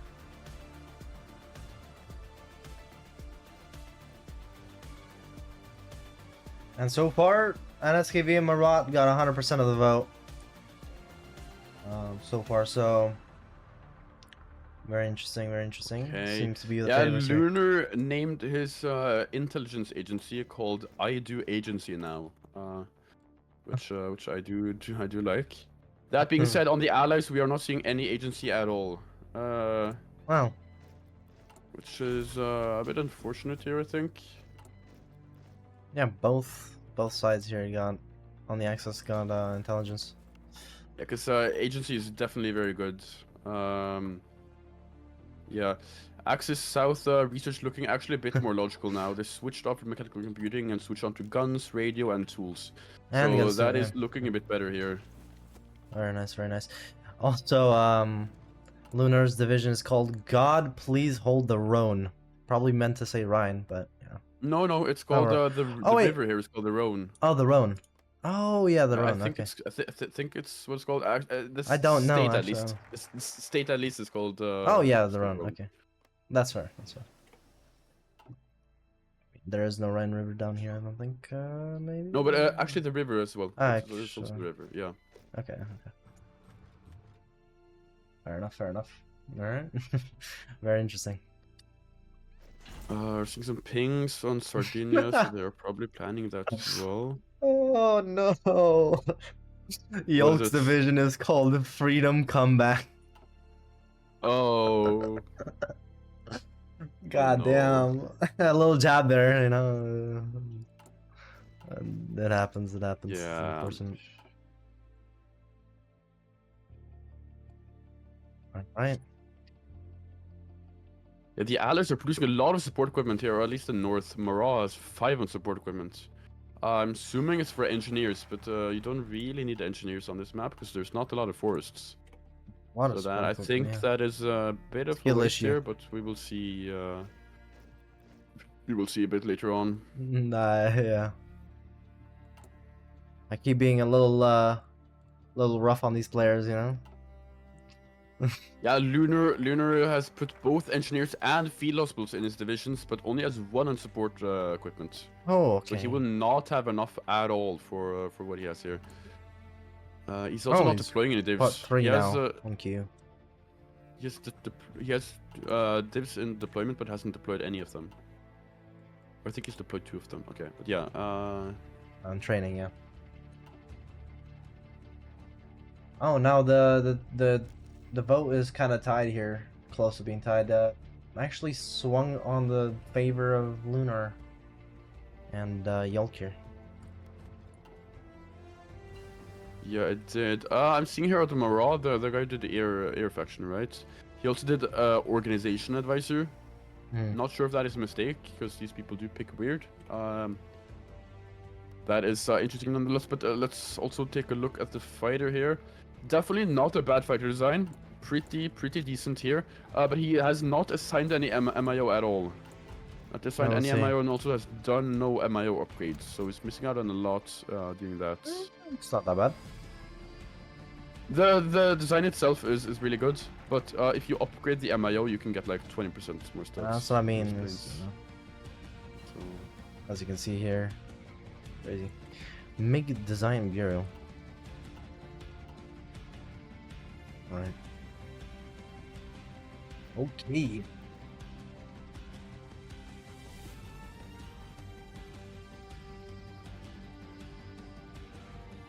Yeah, I'm really curious about this Lunar build here. He said he is fixing on a lot of mistakes, but so far this is looking very strange. I would admit. It's not what I would have expected from him. Yeah, I expected some great improvements, but so far it's looking kind of the same, to be honest. Yeah, it is.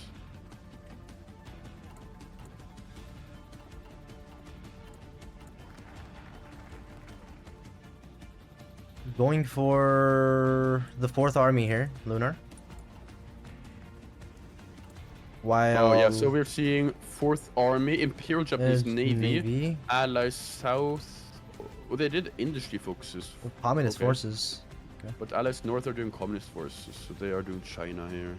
China. Again, China with engineers and line artillery, I don't really get this. Also with fighters, I would assume if you're doing like sort of these higher quality mass assaultives, you would probably go left China. Because you do get more equipment and bonuses to support equipment, but on right China you don't. So I don't really know what this plan is there. Ally South is producing a lot of artillery here, so I am assuming this is some sort of line artillery build. So is China right China here like infantry spam or? Yeah, it's probably the most spammy infantry spam. I mean, probably Imperial Japanese Army is probably more spammy, but Communist China is probably second to Imperial Japanese Army here. Right, yeah, because there's a lot of infantry equipment, a lot of spawn-ins as well. Yeah. Got Mountaineers as well, to be fair, so that's not bad. Yeah, but it's definitely very spammy. It's definitely the focus of that path there. Yeah, this is strange. We're also seeing USA. Again, these people have forgotten to experience Spirit of the Army on both of the allies here. So every time they pick an advisor or pick a chief of army or something, they're wasting 25 PP. Yeah, no We spirit already of army. seen army regrouping for some reason. One of the wars advisors there. We're seeing air on Lunar here. Not necessarily okay. Slightly bad design. He has picked MIO though, and has picked MIO upgrades. But you definitely want engine 3 here. You want engine 3 and you want survivability studies. Survivability studies is a lot better than heavy machine guns is. Oh, he made a cast design as well. Oh, he did? I didn't see. That's a decent one. Yeah, that's definitely not a bad cast design. I feel like I've seen that before here. Was that maybe in the grand finals? Possibly. I think so, probably. Anyway. Okay, but Ally South has switched its entire gun line into gun 2. That is actually something I like to see here. Wow, okay, nice. 25 mils there. Nice. Maybe we should. So far... Should put some on flame tanks if he's got them. Lunar is making the pre-made destroyer. Guess it's not that bad, so it's honestly fine. I'm at least proud that he's not making the pre-made aircraft and he's actually making proper aircraft here. That is good. And I also hope he will upgrade it when he does the proper air research as well. Going down the Navy path. On the fourth. Is. 3 speed by the way, 3 speed. Oh yeah, oh fucking hell. I keep forgetting the same thing. Yeah, but we are seeing both of the axes are picking very navy heavy paths here. Yeah. So I definitely think they will get the navy here, while none of the allies are picking any navy paths. So Could be the deciding factor here as well.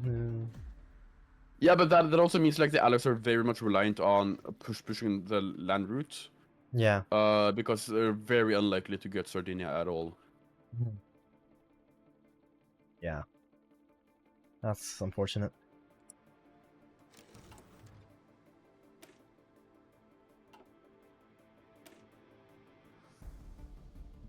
Yeah, it's a couple days towards the final div count on the allies, 40 and 26.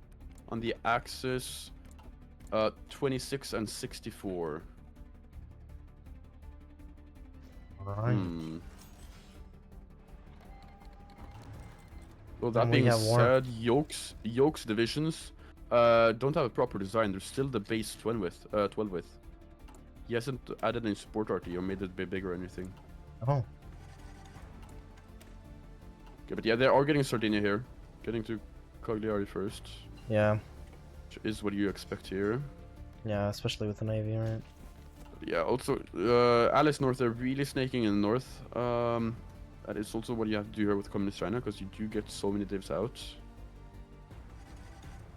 Yeah, I'm honestly surprised, like, both of these sides have lower div count than what I would have expected here. Should have like 10, 20 divs each, more than what they currently have. Especially with infantry spam. Yeah, with Communist China, you really expect to have a large amount of divs. Yeah, 28. Like you can have this with just any build. Like totally. 30. Yeah. And off his divs, 12 plus 17 of them are spawn-ins. So he's only made 23 divs himself. Yeah. Also, now the Axis has 3 of the 5 victory points. But China is already at Marseille. We're seeing invasion already into Iberia. Wow, that is very aggressive. Whoa. Yeah, that is not succeeding. Oof. 1 div into 3 divs. That's not working. But now it will come down to whether Lunar and Yoke are able to hold this. Because they do have 3 VPs and they will probably never get invaded because they have so strong navies. Yeah. But it will all come Looks down like to whether they can hold the Lunar navy. is pushing them back. And Marseille, maybe pushing them across the river, that would actually help a lot here. Yeah, and he is missing 1,000 support equipment, so I don't think he really thought about the required equipment for this build. He has a third of the support equipment that he actually needs. Yeah, Lunar should have picked the infantry specialist here too, missing out on some. Oh yeah, And hasn't stuff. picked infantry. Oh, he hasn't even picked. He hasn't even picked the correct spirit of the academy either. Oh. Oh. Oh. Oh no, he made another mistake. He did 4th army, but he did GBP theorist. Ooh. 4th army is a spear firepower faction, and he went the wrong theorist. Interesting. Oh, but Yoke didn't go any theorist at all. No, right. Wait, Okay. no one did theorist. The only person who did theorist was Lunar, and he picked the wrong one. Oh my god. Wow. Algiers is at risk here, actually. Yolk is getting close.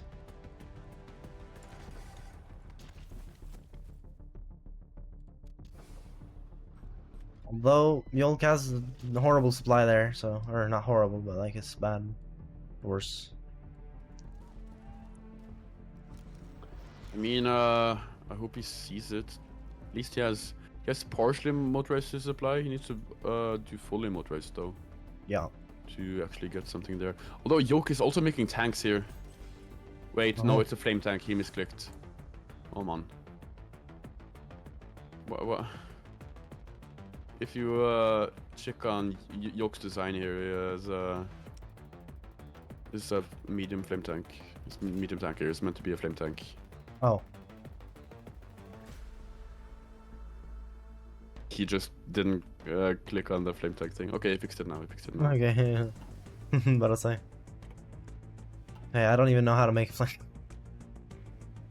Yeah, we are seeing Allies North and Axis North. Both of them are making planes. And the Lunar here has pushed all the way to the river, like I predicted. Very nice, very nice. Yeah, I think a lot of his build was reliant on going all the way there. He's also building a supply up there as well, so he will fix his supply. I think this macro here is really bad. He has went up on support equipment, but I think it's maybe a bit too late. He did do all the correct MIO upgrades for support equipment, though. I will give him that. Lunar's got a railway gun now as well. Yeah, you can definitely, if you move that up, it's gonna be really hard for Mara here to push over the river. Yeah. As a mass assault faction, and especially as communist China, like you don't really scale that well. You're very much reliant on having really good stats really early on.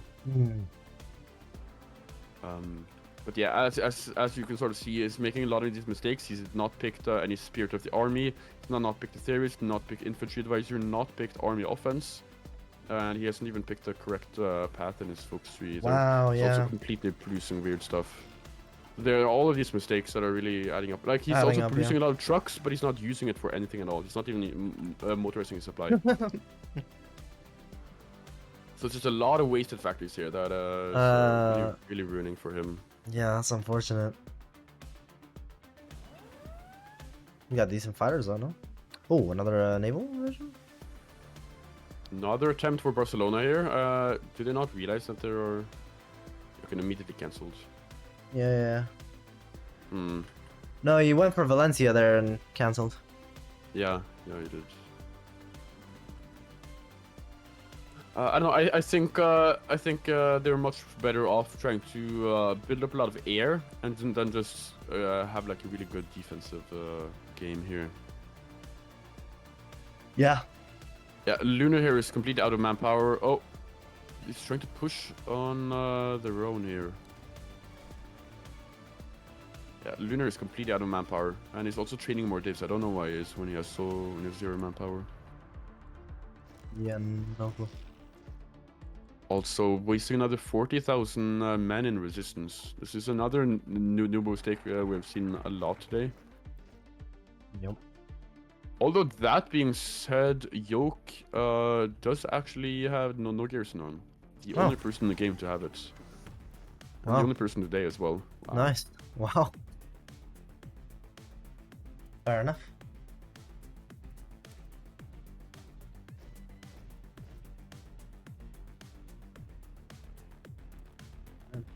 Hey, and the railway guns up in the north now. Very nice, very beautiful supply.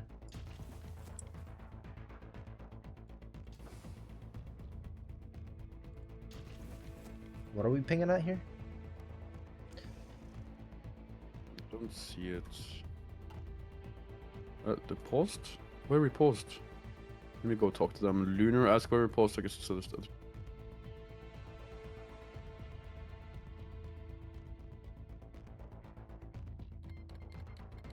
Oh.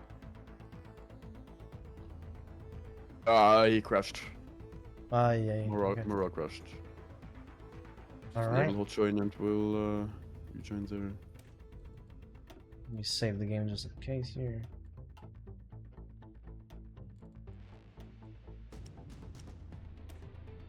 Alright, cool. Hot join is on. And the timer has been paused.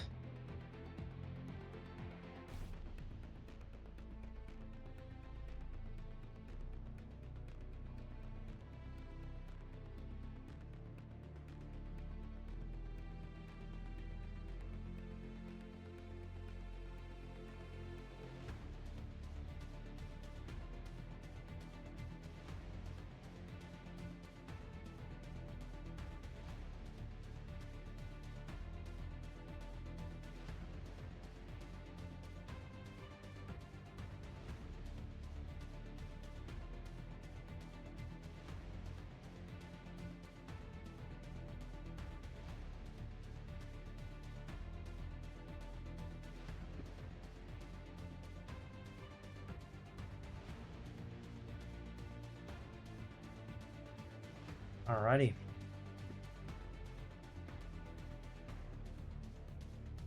So far, Lunar and Yulk doing good. They just need to hold those 3 VPs and they're on the road to winning. That's about it, honestly. I don't think Cagliari is gonna fall at all. I think the only risk could They have probably their be navy Nice. out and they're never gonna lose superiority, I think. Yeah, the only potential risk could be Nice, and that is, I think it's pretty secure right now. We'll see what happens. I mean, Here. I'm not completely sure about Nice either, because Murrah here on Alice North does have green air, and it's not completely well defended. Like, even though this is a large river, yes, all of these tiles are plains tiles, and plain tiles are really easy to push, and only slightly difficult to push behind the large river. So it's definitely possible to get this here. Yeah. The main issues, of course, like the template and not deploying enough units. Like, he has 22,000 guns in stockpile, which can almost double his current fielded manpower here. Like, on a communist China build, you expect a lot more than 370,000 manpower in the field. Probably closer to 700,000 or 800,000 at the start of the war. Right. Yeah, that's So what I was saying. This is a very weak. Poor weak execution. build here. Poor execution.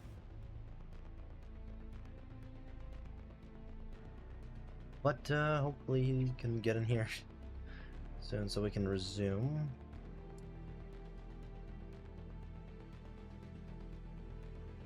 He's not sent it yet, so we're going to talk to them.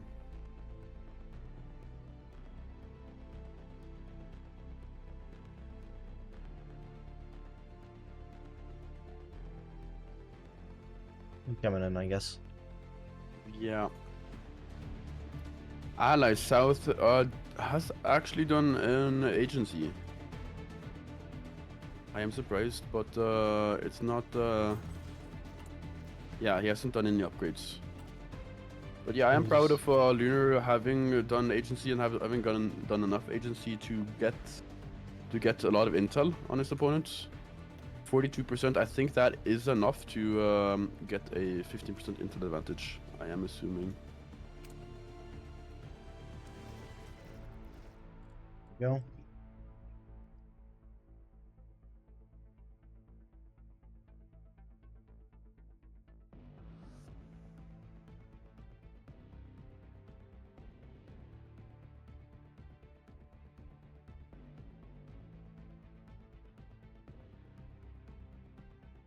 And I do hope in future tournaments that the skill level is a bit higher. Because, like, I really like players like Lunar that are watching their VODs and improving, but I do also believe that compared to the 1v1 tournament, the level is a bit lower here in the 2v2 tourney. Yeah. And I think this is, for the most part, just a lack of experience and not really knowing what you are doing wrong.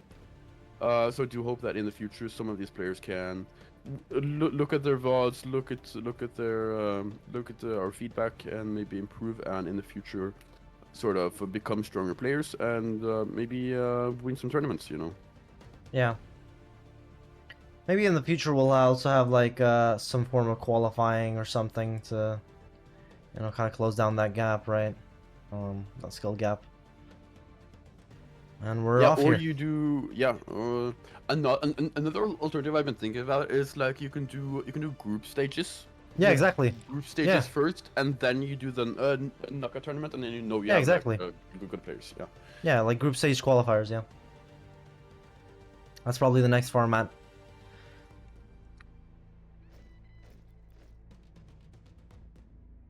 It's gonna be like each player plays one game with each player in their group, and then whoever has most points or most wins goes through. That kind of format. Well, Yeah. we'll see. Alrighty. We have a naval invasion plan for a Spanish island here right next to Valencia. Very interesting. Don't know why. I guess to get closer.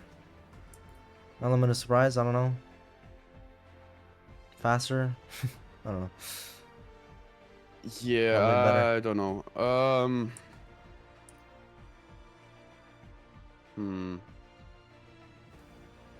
The other thing is like people here are really struggling to conscript enough men. Like, yes, Yoke and Mara have increased conscription law, but it's been a bit too late. So they are still struggling with manpower, even though they have switched. Oh, wait. I think that's just another, like, not being known with the mod and not seeing, Yeah, or and not, probably just not being that known with Hoi 4 in general. 'cause NSKV is still unlimited. Yeah, and Lunar as well. He's really struggling here. Really struggling with the manpower.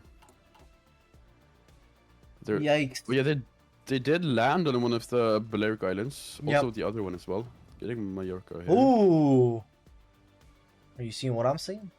I am seeing what you're seeing.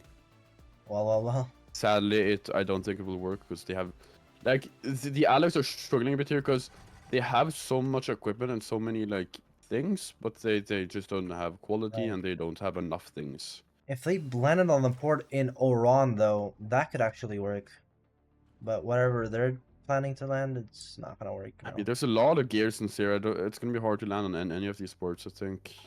Yeah, but Oran has only got that one division, so it's much easier. Yeah, actually, I said wrong. NSKV is USMC. He's not US 12th. Oh. So he does have a amphibious tank, but right now it's just sitting on Gibraltar, not doing anything. Oh. Does he even realize he has it? Probably not. He's also refitting some of his ships, which I haven't seen people do that much. You can actually see what he's refitting to. It's okay. Which, but yeah, he's producing so much artillery. Like, this is very similar to what we saw last time with Osi. Like, he has 10 on artillery, but he's only using support artillery, so it doesn't really matter. He has 1.5 thousand in surplus here, not doing anything. yeah. If anything, you should put it on support equipment, since he's lacking that. Wait, he's converting more days into amphibious tanks? Oh. But he's not producing any, what? Hey. Huh? What? What is happening? Oh, he has reduced the size of the division. Oh. He's still lacking a bit though. Okay, now he deleted everything. Wow. Okay. Okay, no more amphibious tanks. Okay. Alright. A bit of spastic picks here, but I guess that's what happens. I guess so. Oh, the fucking thing is glitched again because of the hot join. You can't see like the officer core main tab. What? Wait, is that correct? Marah here has picked Elevated Engineer Corps as the spirit of the army. I think that's honestly the worst one he could have picked in this situation. Because he doesn't have a railway gun and also does not have does Gotta not be need good the for entrenchment Lunar. speed here. Yeah. He definitely need relief of commando, but he has not picked that. Actually, NSKV here on defense. Okay. So allies north on organization advisor and allies south on defense advisor. None of them picking attack. And attack is the standard for a reason. I mean, yeah, and they're losing, so it's kind of just like, why? Right? I don't really know why you want defense here. Quite interesting. Lunar's actually backed off of that invasion into Algeria. NSKV and Lunar still both unlimited and are both struggling with manpower. Lunar Yep. did improve his resistance situation though a bit. He switched to local police for and cavalry. Generally, no resistance is a bit. No garrison is typically preferred, but this is also completely viable. Also, another invasion plan here.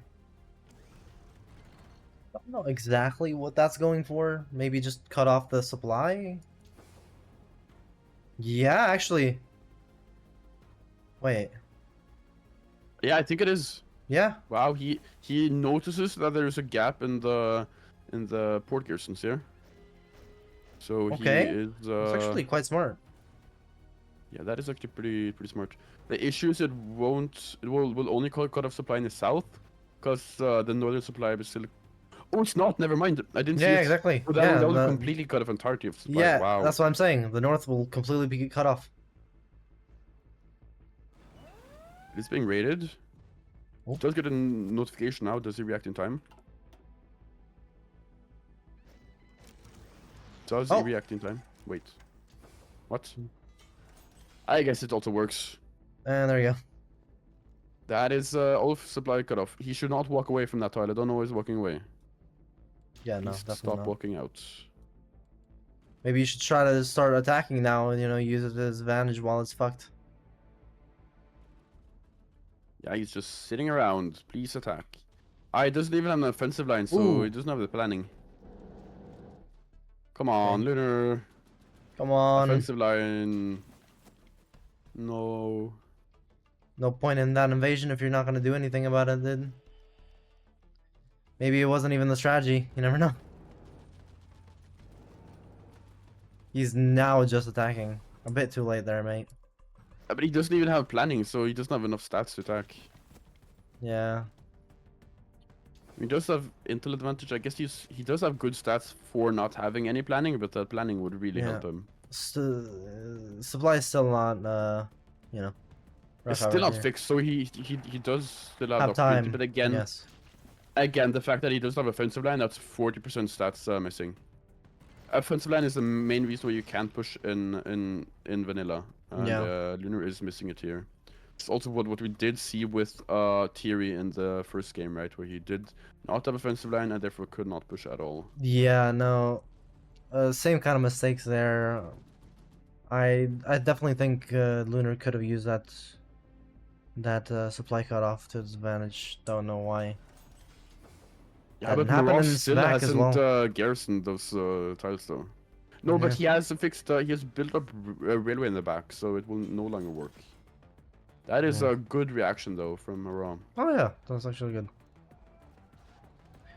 In all fairness, Lunar can still land on that supply depot there, or supply hub, sorry, and cut off some of the supply. So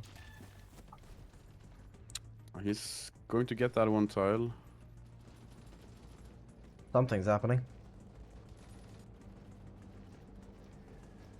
Tanks are moving and grooving.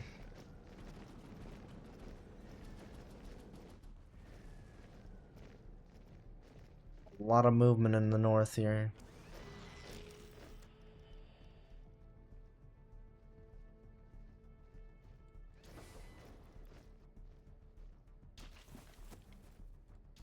I'm still really confused about many of these builds. I'm just checking over them, and I really don't know the idea behind some of these thoughts here. Like for example, Admiral and NSKV having 10 on artillery too, but just not using it. Like he has support arty and that's it. So Yeah. he's using 400 artillery for his divs, but he has 2.3 thousand stockpile. Like don't know what's happening there.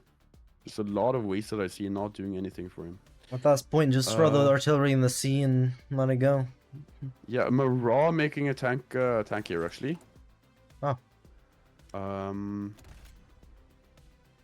That being said, this is a very weird design. What? No MIO either. Yeah, no MIO either. It's true. Huh. Okay. It's not the weirdest design we've seen so far, though. People have been using the spawn-in template, which is probably even worse than this. So I guess that's not that bad, but yeah.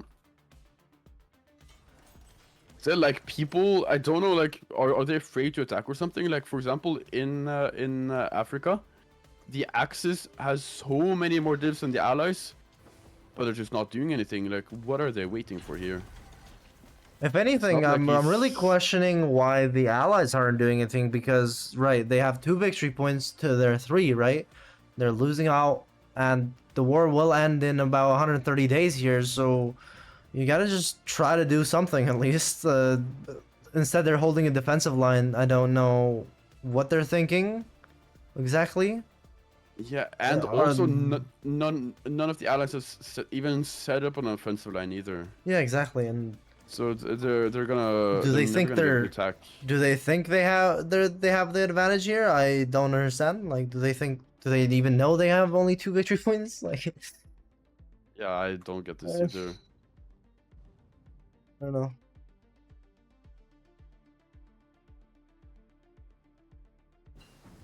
Very interesting.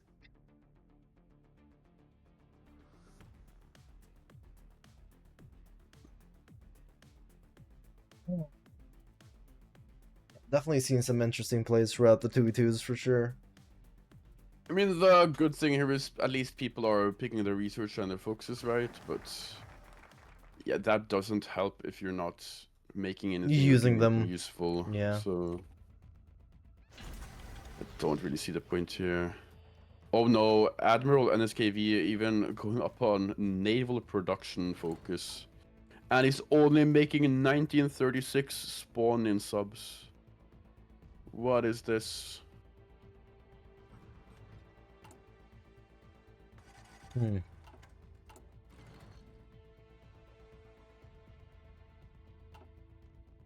I Oh, you see an offensive line from Lunar? Yeah, Lunar has built an offensive line, so he does actually have some 2 stats railway this time. guns. But he does have red air, so it's still gonna be hard to push. 2 railway guns here.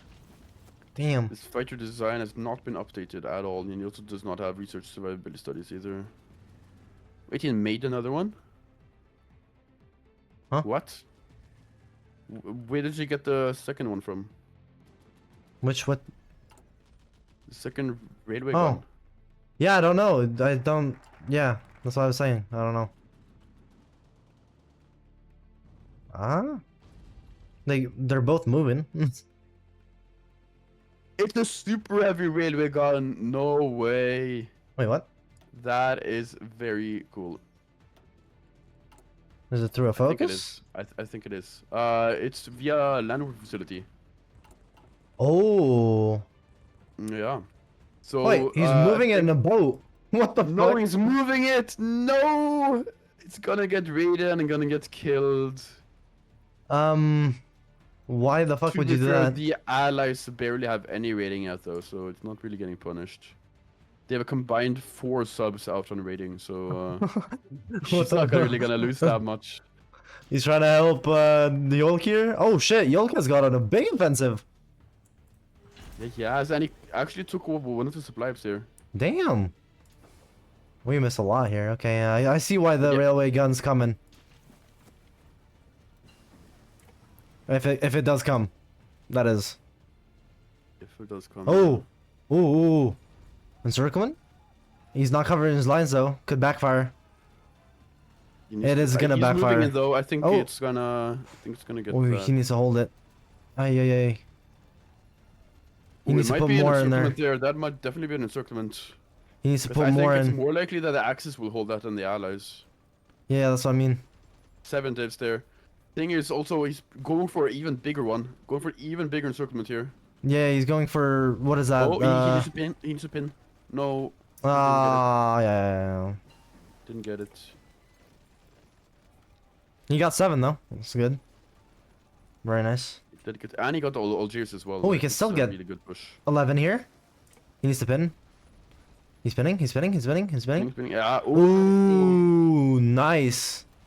They are. Ooh, okay. Yeah, Allies South now up to 180,000 casualties. Yikes. That's double of the entirety of the Axis combined. Fucking hell.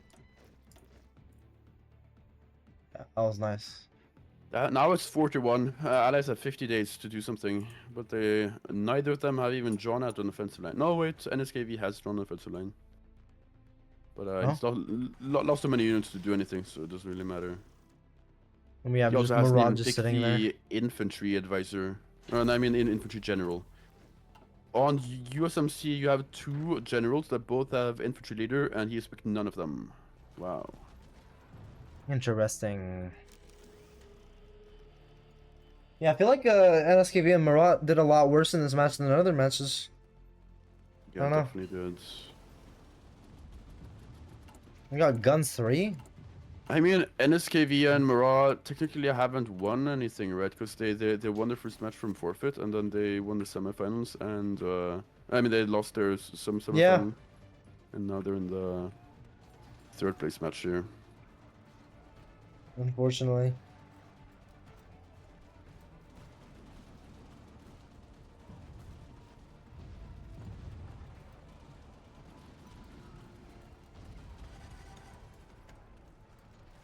Damn. Yeah, he is pushing in the south here, and NSKV is retreating. Wait, Marat sent some divisions to Africa, but he's not microing them. No.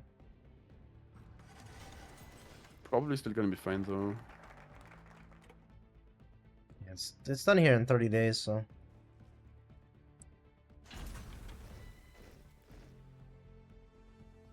Not much else to say.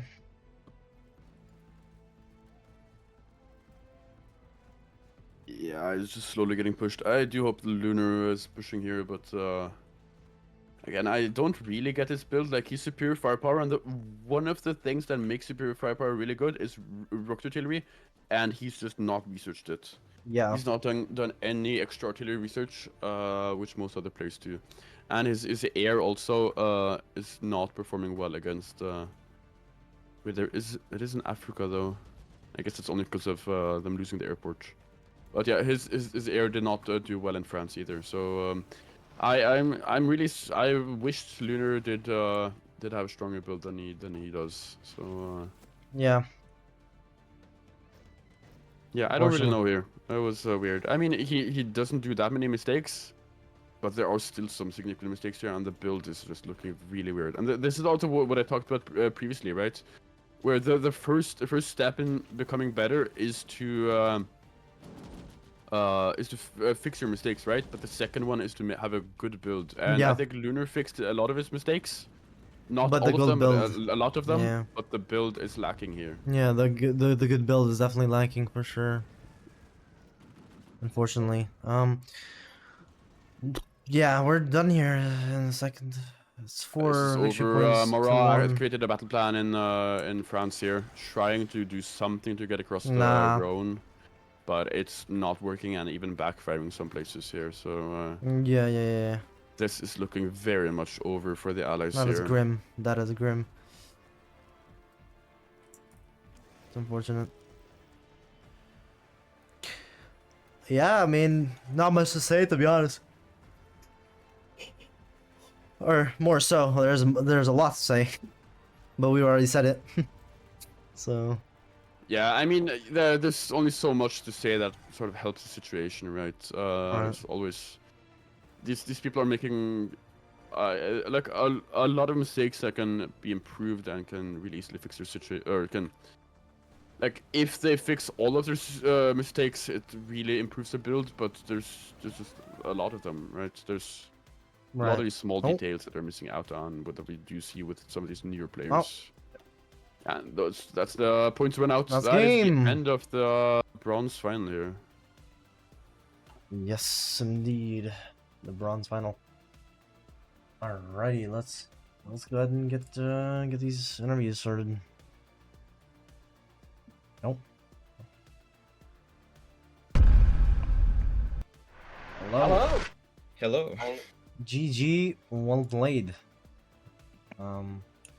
I'm certain I Yeah. still make plenty of mistakes. I feel like there was. We got to. Yeah, so Lunar, I mean, Yeah. you did improve some things. I mean, you started with the spy agency, right? Everything like that. But the overall build that we discussed, it wasn't that great. Like there was some questionable stuff happening there. But I know y'all hate it when I do the field hospitals. I don't necessarily He think didn't speed hate it. ups are He didn't hate bad, it. but I think the overall build had some lacking issues, some, which was yeah. sort of the reason why you really struggle to push, right? Yeah, and also Murad, I think you went for Communist China, which, I mean, it was an infantry sand build, and you didn't really spam that much infantry, which was unfortunate. And also, I think, was he the one that had the most artillery, or was that an SKV? No, Like, I need 6k no, it plus was an surplus. SKV. It was an Oh, SKV. it was me. Yeah, and you didn't NSKV had use it at all. 3.7 thousand artillery in stockpile. Yeah, should have used it You somewhere. don't really need to produce any more than you need, like, for support arty. You need max 2 factories on artillery. But you did 10 factories on artillery and didn't use any of it for anything else. But I mean, there were like these sort of macro mistakes, and like everyone made some mistakes as much as, like, this isn't too major. Yeah, it's just, of course. This stuff happens, and I do hope that you guys watch through the VOD, pick up on some of these mistakes, and become a better player, and maybe join some future tournaments as well.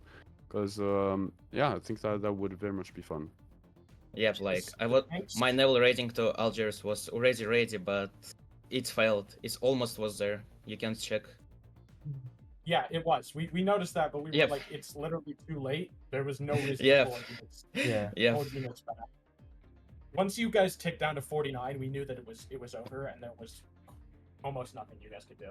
Yeah, I mean, I kind of also want to ask NSKV and Marat here, right?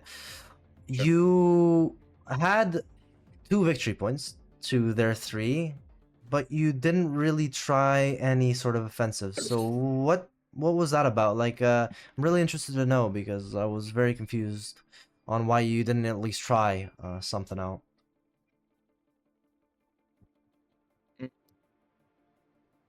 Like, I can say that our tactic was firstly take supremacy in Navy, but it was already too late. You can check. I mean, like, Marat should, like, be there. The weird thing was that if your strategy was to take supremacy Navy, why didn't you guys build any ships? Or why didn't you guys both pick Navy factions? Like, you guys only had USMC as in Navy faction, so it's really hard to get supremacy when you only have one faction that gets any decent Navy spawn in, right? Yeah. Yep. But still, as you can check, my ships did win, because I was conversing them. While the Axis had more ships than me. And yep, I know that submarines was there. I think it's because some of their fleets were in the battle. You almost wiped out our super heavy railway gun. Yeah, Yeah, the- we did. I That don't know was why so you. fun. I mean, I don't know why you even sent it across the central Z zone, like Yeah, the but- most combat-ridden Z zone of them all. It was a little bit of we A were questionable. being cocky. I gotta say, we were like, at first I sent the tanks down and they started doing God's work down there, even though I hadn't changed the template or done anything or produced any tanks at all. I just was like, hey, these aren't gonna do anything. Spawn in things, yeah. Yoke, do you want these? I'm not even gonna touch them. And so I sent them down to Yoke and they started working. And so I was like, hey Yoke, you wanna make it worse? I got this super heavy battle gun, and so I just moved it and sent it down there and it almost got caught. It would have been terrible. Yeah. Alright. Well, you know, it's been fun. It was a nice 45 minutes there for everyone, I think, and you know, we made it fun. I think in general the tournament was very successful. I really liked hosting this tournament, and this is the last match, unfortunately, but it was a good one. Good tournament. I have to ask off. What did you think of the names of the units? All right, the jabs were crazy. I gotta say the drama is crazy on Yolker. I only saw my names. No, I no. haven't seen any. Yolk named one of the divisions. Let me check here just to make sure. Freedom come back. Yes. But yes, I did like yours as well. You know. It was honestly You did hold. a nightmare You did hold. when I saw them pick this. I was like, oh god, I'm reliving it. I'm reliving it all over again. I've fucked this map twice now. Hey, you won it for once. Y'all played a pretty decent game. There were some scary moments, especially with the submarines. There were some moments where y'all definitely could have pulled ahead. Like, for example, we had Sardinia on garrison for most of the game. Right. But yeah, overall, you know, good game. You get you get the third place prize, and yeah, you can go ahead and DM me for that. I'll respond whenever I have time, obviously, with everything that I have to do after this as well. So, thank you guys for coming out, and I hope you have a great rest of your night / day or whatever, morning, whatever it may be. Yeah, and I do hope you guys check out the VODs if you wanna improve, because we did comment on other stuff.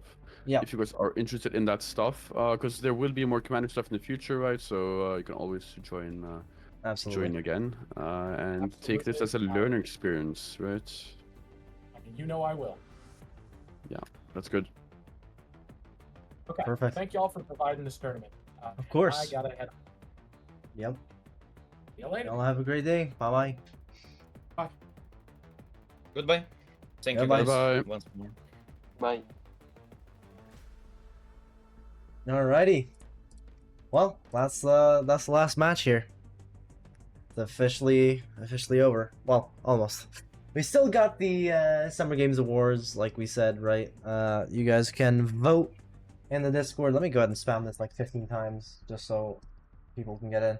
Join that Discord, and you can be a participant in the community voting for the 3 awards. So we've got a Community Champion Award, we got an Underrated Player Award, and we also have the Best Moment Award.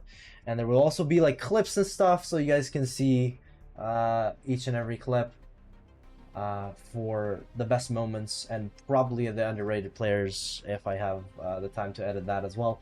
But yeah, just join the Discord. I advise you to. If you don't want to, that's completely fine, but it would be nice to get some more people to vote on these awards, on this awards show, to completely wrap up the Summer Games next Saturday, I think. I don't know. We'll see. Either way, it was a very fun tournament, and I'll let Sum0 close it up here. Yeah, it was a very fun tournament. I do hope you guys stick around for more Commander stuff in the future. I will update the mod with a cool update probably this coming week. Yes. Our Discord server as well. Send me the more link. news about that, or if I can send you a link, or if anyone is is just interested in playing more as well, there is like channel there for playing commanders as well. So if you guys want to play more, there is there as well. And yeah, hope to see you guys there. There you go. There's the commanders Discord as well. Make sure to join that. You know, let's show everyone some love. Maybe let's see. Can we raid any channels? Is there anyone live here?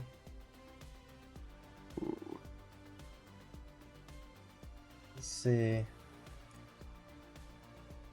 Search and filter. Hearts of Iron. Let's see. Stick around for the raid. Don't go just yet. Let's show some love to someone. If there is anyone, you know, to host here. We'll just do someone random. Why not? Do this person. Let's see if they're cool. Oh, end of the stream. Oh, damn. Okay, never mind.